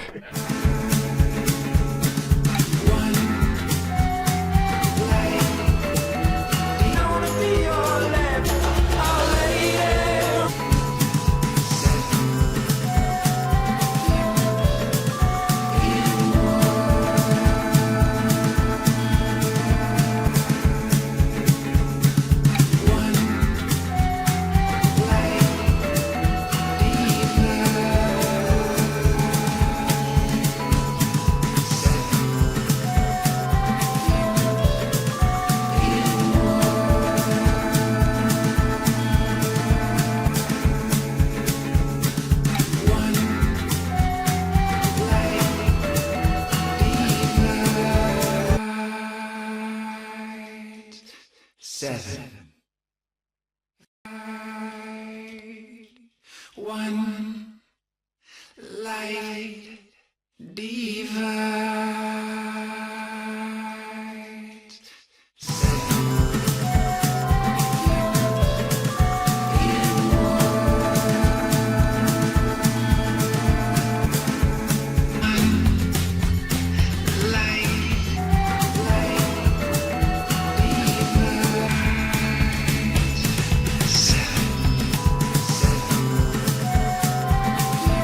Cool. I think bass level is still not quite right. Let's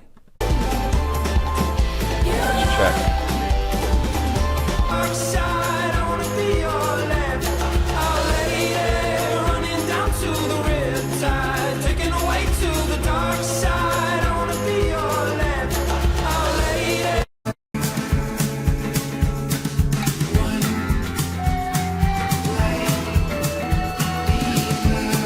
It's almost like we don't have enough really low frequency content, but we've got a little bit too much around that kind of like 100 hertz.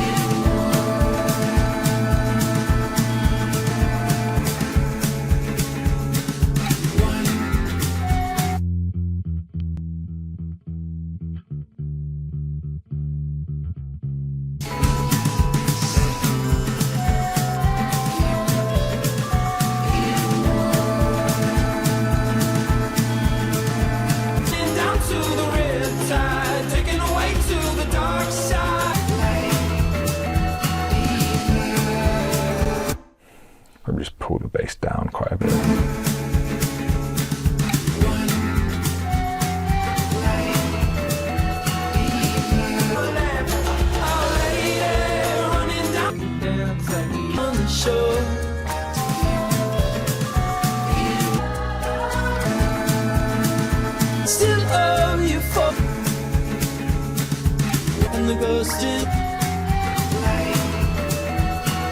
Okay, getting close.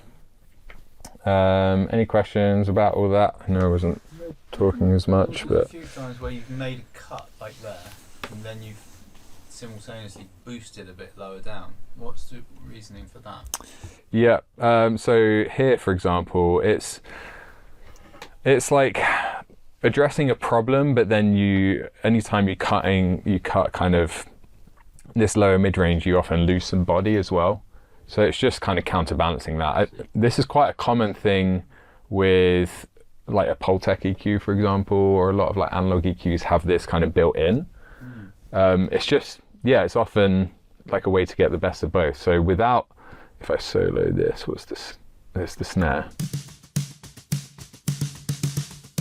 So it's like, okay, I think first I added this cut.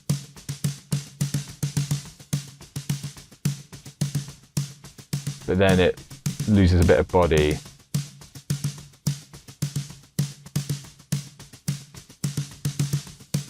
So it's like pretty subtle, but...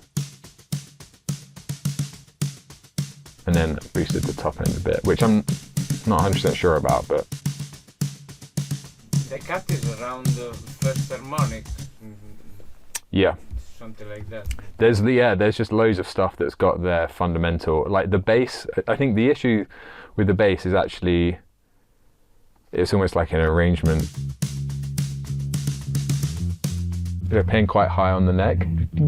That's like 12th. It sounds like 12th fret or something. Because it means we're like missing some low end, but then we've got a lot of this kind of like honkiness. But I think we're kind of getting close enough without being too heavy-handed.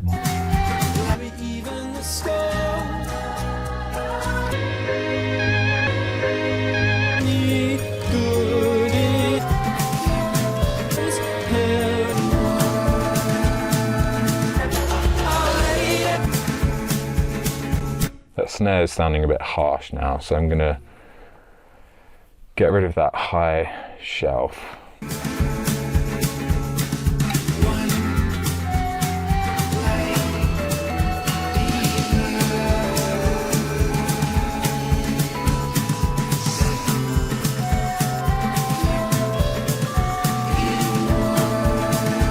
Cool, I think at this point we can kind of do one final check for any issues and then move into kind of like mastering mindset, and we can finish up any of these kind of mid-range problems there. Let's just check going into that first verse, and we've done a couple of listen throughs, so I'm not sure we need to do like a full listen through. If I was doing this without a time constraint, I probably would go have a break now, come back again, do another listen through.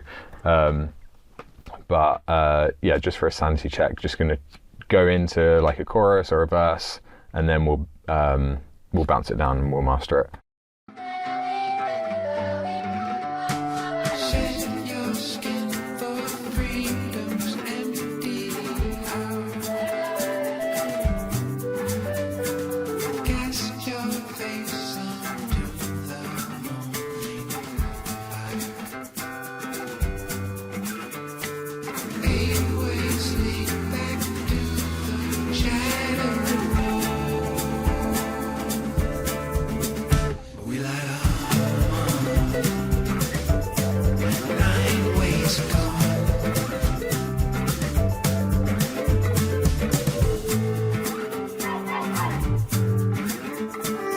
Follow into space with no place. Skip for out of time without a trace. With no place. Skip to space with no place. Skip for out of time without a trace. Catch the dagger by the tail. Don't let go until it swallows. To become one for zeros and 8 ways lead back to the shadow. We light up 9 ways gone. 1 star to guide. 1 light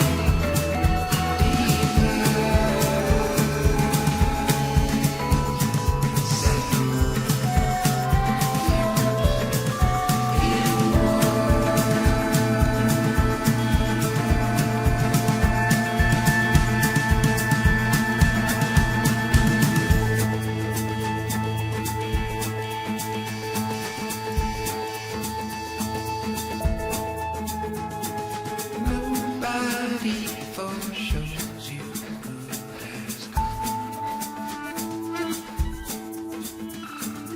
Turn around inside out and upside down. We light up 9 ways gone. We light up 9 ways gone.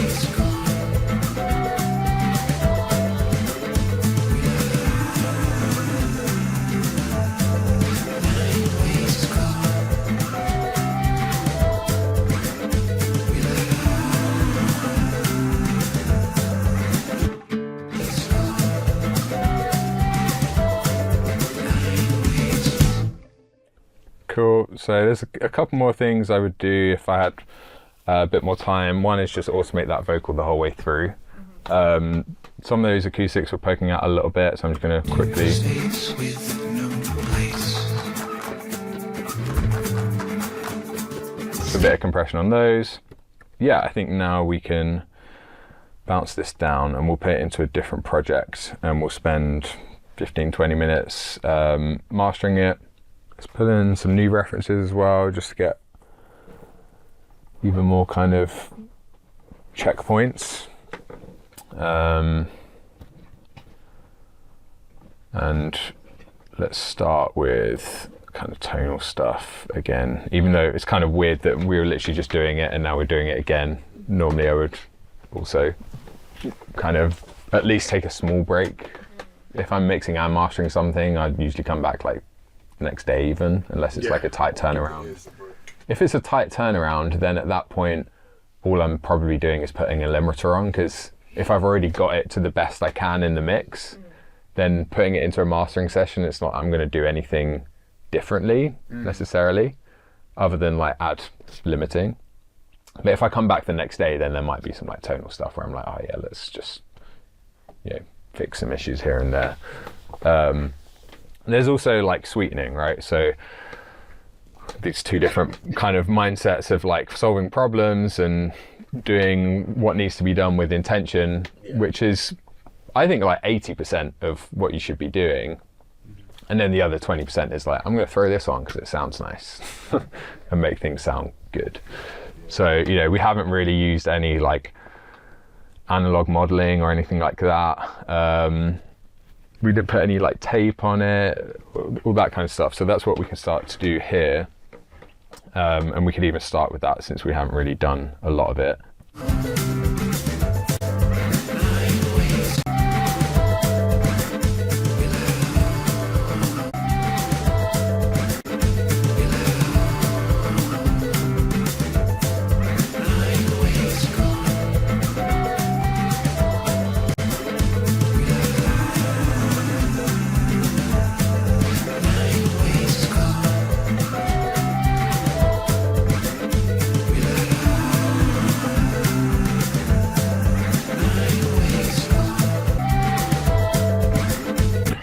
We can also think about stereo widening, so we can pull up massive passive, put it into mid-side mode, and then, I mean, this is an easy thing that I do quite often, is just boost the highs on the sides. Unless it's already like pretty cooked in the top end, it's not normally an issue, or like adding more, or something that like you would only do if you needed more air. It's just an easy thing that you can do to just add a bit more width.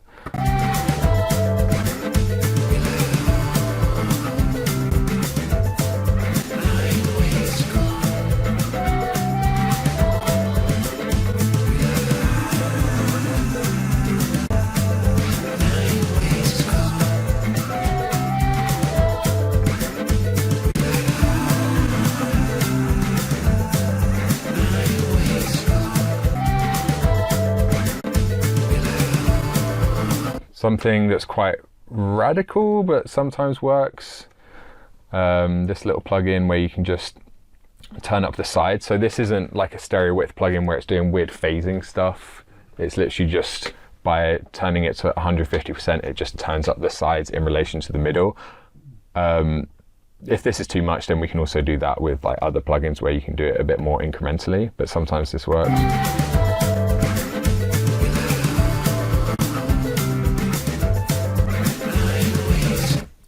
Bit much. Let's try just using anything where you can like turn up the sides basically. So here we can go mid-side, and then that basically just turns down the mid.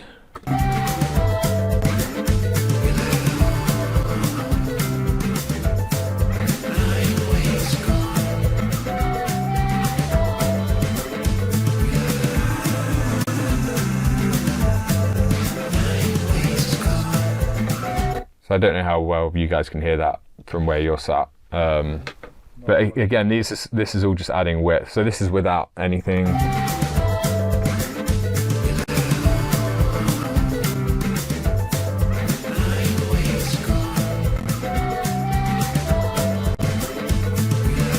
And it's also like between the tape and the kind of emulation here, we're just getting more of a scooped sound. We're like brightening up that top end. Is that your intention with the tape machine, to just sort of tonally change it? just has that like finished sound really, and it is just kind of, it's doing a bit of saturation and it's just scooping it a little bit. Is how I hear it. Yeah, you can hear the sheen on it, man. I don't know what it's actually do. I've never put this into Plugin Doctor. We could have a look. Have you guys used Plugin Doctor before? Nope. I haven't, no. So even just like loading it up, not doing anything, that's the EQ that gets applied. So it's pretty radical. As we scale back that input compared to the output, it's like less radical, but you can see here, even at like the lowest setting, we get this boost here at like 40 Hertz, this cut here at 8K. And then if we want to look at like what saturation is being applied, you can see it's just pulling up this stuff here is like new harmonics, and like here as well. So just adding a bunch of harmonics. But yeah, even just tonally, it's like doing quite a lot. I didn't realize it was doing that much, to be honest. When you can hear it, it's pretty radical.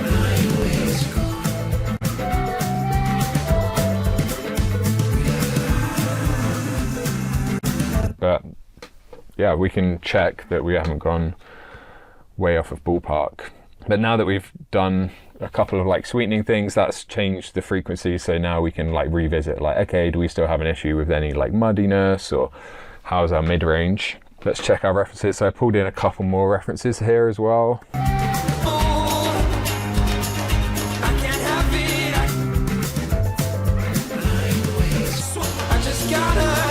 So this track is pretty bright anyway, so I probably don't want to go that bright.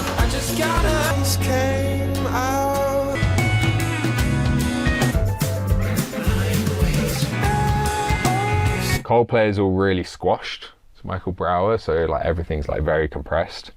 So again, we don't want to be that.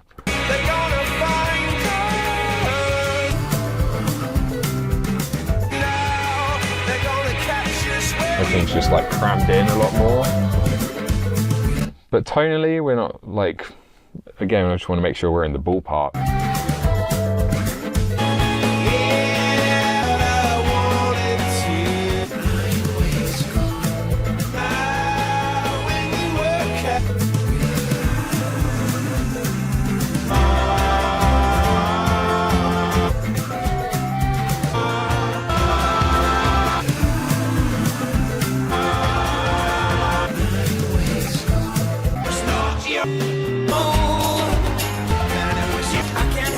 And there's a pretty big difference between these references. So for example, this.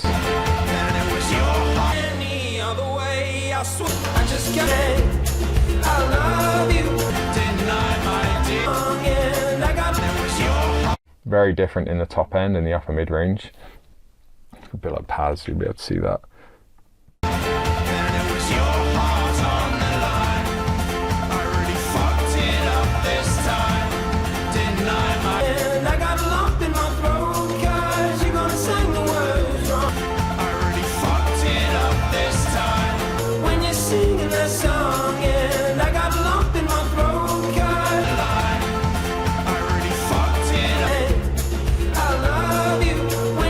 See that shaker peaking up here.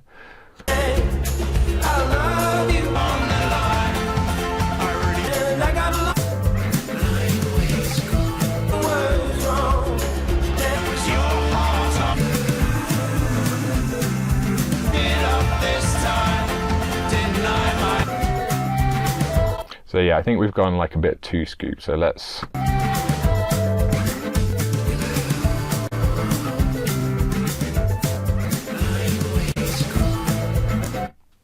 I'm going to try something else.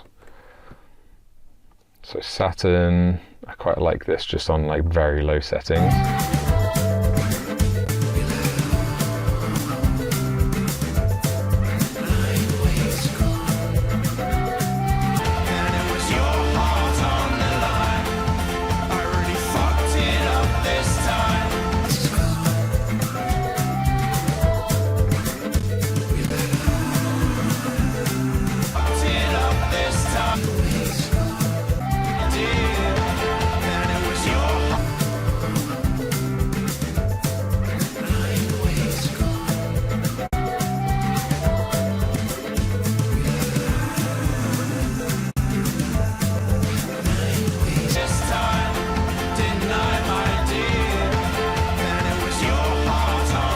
Let's move on to kind of limiting, and then we can come back and revisit that before we kind of lose too much perspective.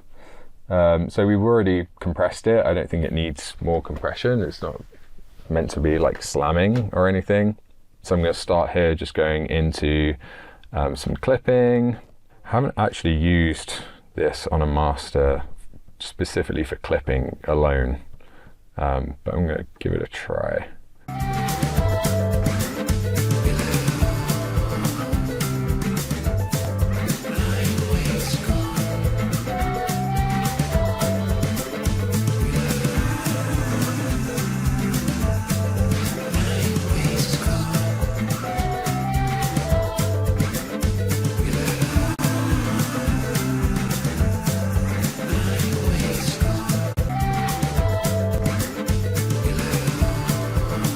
Cool, yeah.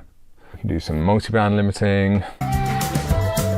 So for this first limiter, what I'm going to do is just get it up to level. So we're at like -11 right now or something. But just as soon as we go into this first limiter, that's where I'm going to like bring it up to 0. And then from there on, we'll just be kind of pushing it even further between the limiters.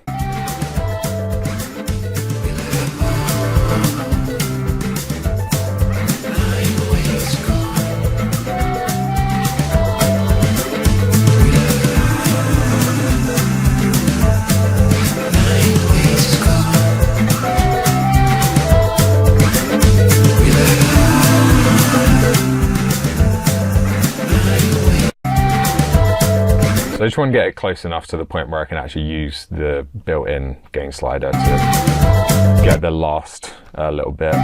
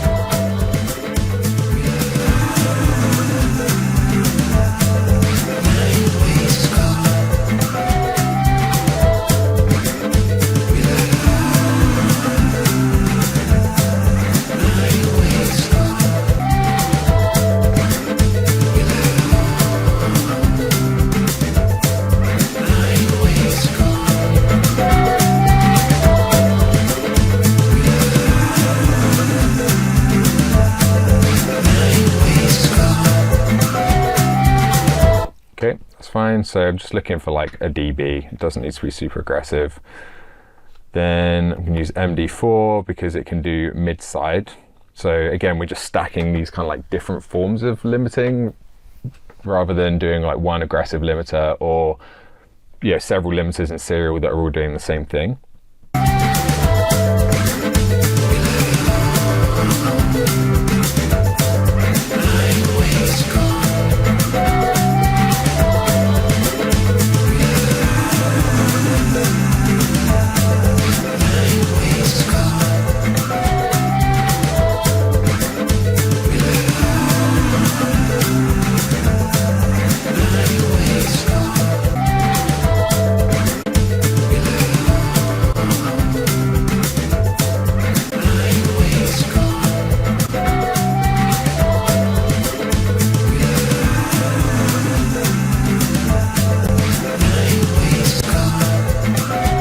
Okay, and then we can finish it off with ozone, which I still need to upgrade.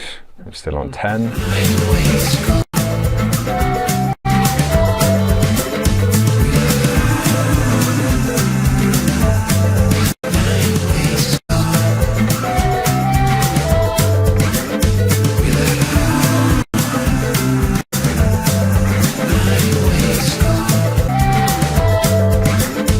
Cool. So now we can switch off level match and we can see where we're at even before we pull up a meter to look at LUFS and that kind of stuff, just audibly. How are we doing in terms of volume?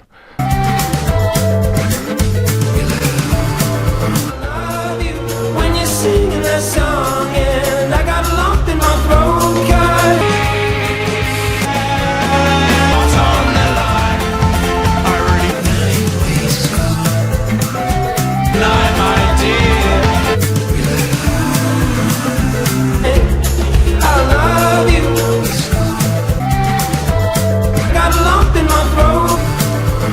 Yeah, so not bad. And then we can pull up.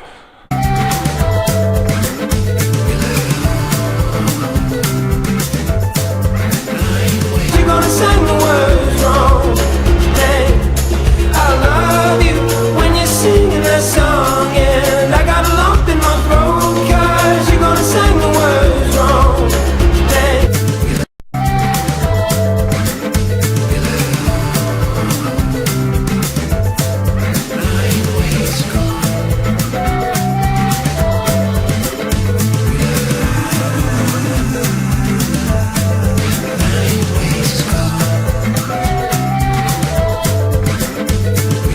So we're at like minus 7.9, which is fine. Like, this is not meant to be ridiculously loud, it's meant to be dynamic. We've still got quite a lot of dynamic range.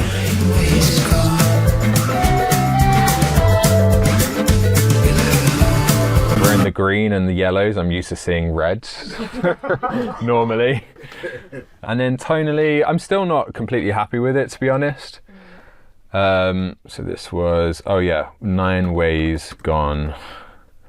Definitely go check out Western Shout.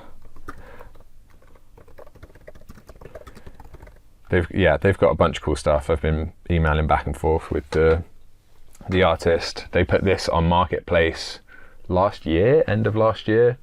But they've got a bunch of other cool stuff. So yeah, I'm not 100% happy. At this point, I would take a break, come back. There's some stuff in the mid-range that I need to kind of refine and figure out what's going on there.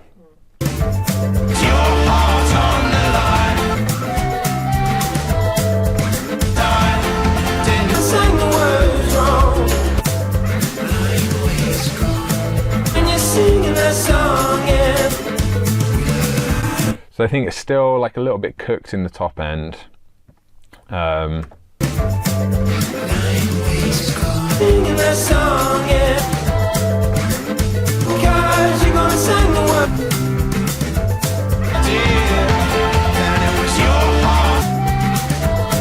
Let's see if we can just do it quickly here. So I'm going to go back to left, right. I didn't really like what that was doing.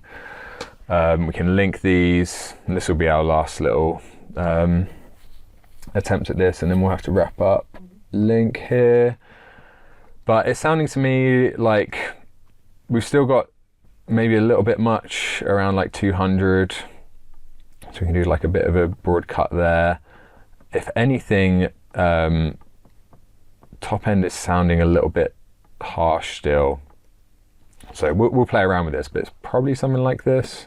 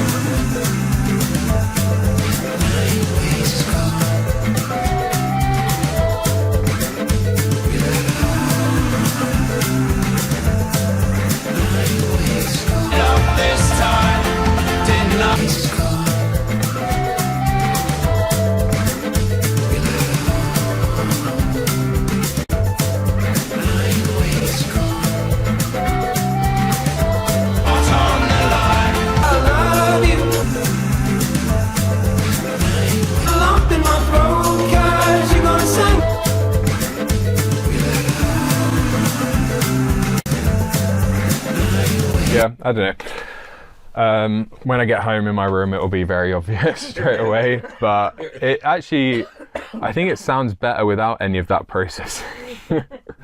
So, classic case of, not doing stuff for the sake of it.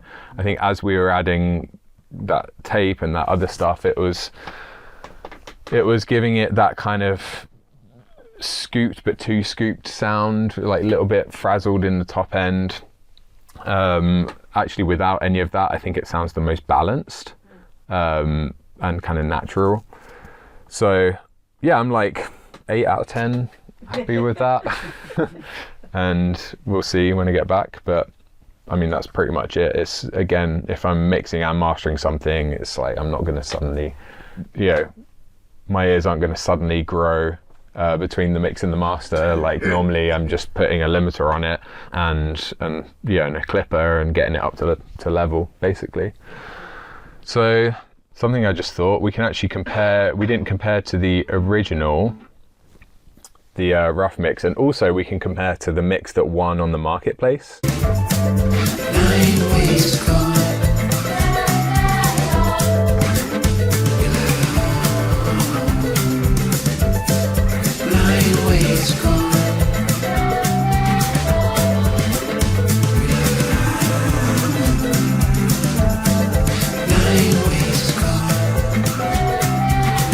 Yeah, it's there's like a little bit, there's a few differences. So maybe a bit more energy in his, a little bit more, and it's a little bit more focused in the center, whereas I've gone a little bit wider and like a little bit more, like maybe more depth. And this is something I find, for whatever reason, it's just the way I mix. I listen to a lot of like Daft Punk as a reference, and it's like very clean and quite like full. Sometimes that works really well. I've definitely done plenty of mixes where I have taken that approach or just done what sounds good to my ears and then got feedback, or compared that to like other mixes where I maybe don't add enough energy to that upper mid range, and often that is, again, like the Nirvana tracks we were listening to, having that aggression is sometimes exactly what the track needs. You don't always want to have this kind of like full, deep, clean sound. It's just my, I guess, like subjective preference. It's what I hear and what I like, but it's not always a good thing. But that's like the immediate difference that I hear here as well. That's right. Is like I've gone for like a kind of fuller, there's a bit more space. You hear more 3D in yours. Yeah, exactly. And that's all volume balance. Like really, like there was hardly any reverb on that. And you guys mentioned that even after all I'd done is the volume balance. So it is interesting. I don't know why that is, to be honest. It just seems to be the way that I like things. But Martin did an amazing job with this as well. So there you go. Hope you guys enjoyed it. Found it helpful. Thanks for watching. Hopefully you picked up a thing or two, but it's important to note that a single video like this can only go so deep, which is why we created the ultimate free resource for self-recording artists and producers who are tired of piecing together random tips and tricks from different YouTube videos and are lacking a cohesive system that consistently gets them professional results. It's called the Mastering.com Members Club, and it's completely free to join. Inside you'll find extensive free courses up to 20 hours long on EQ, compression, producing, mixing, mastering, and more.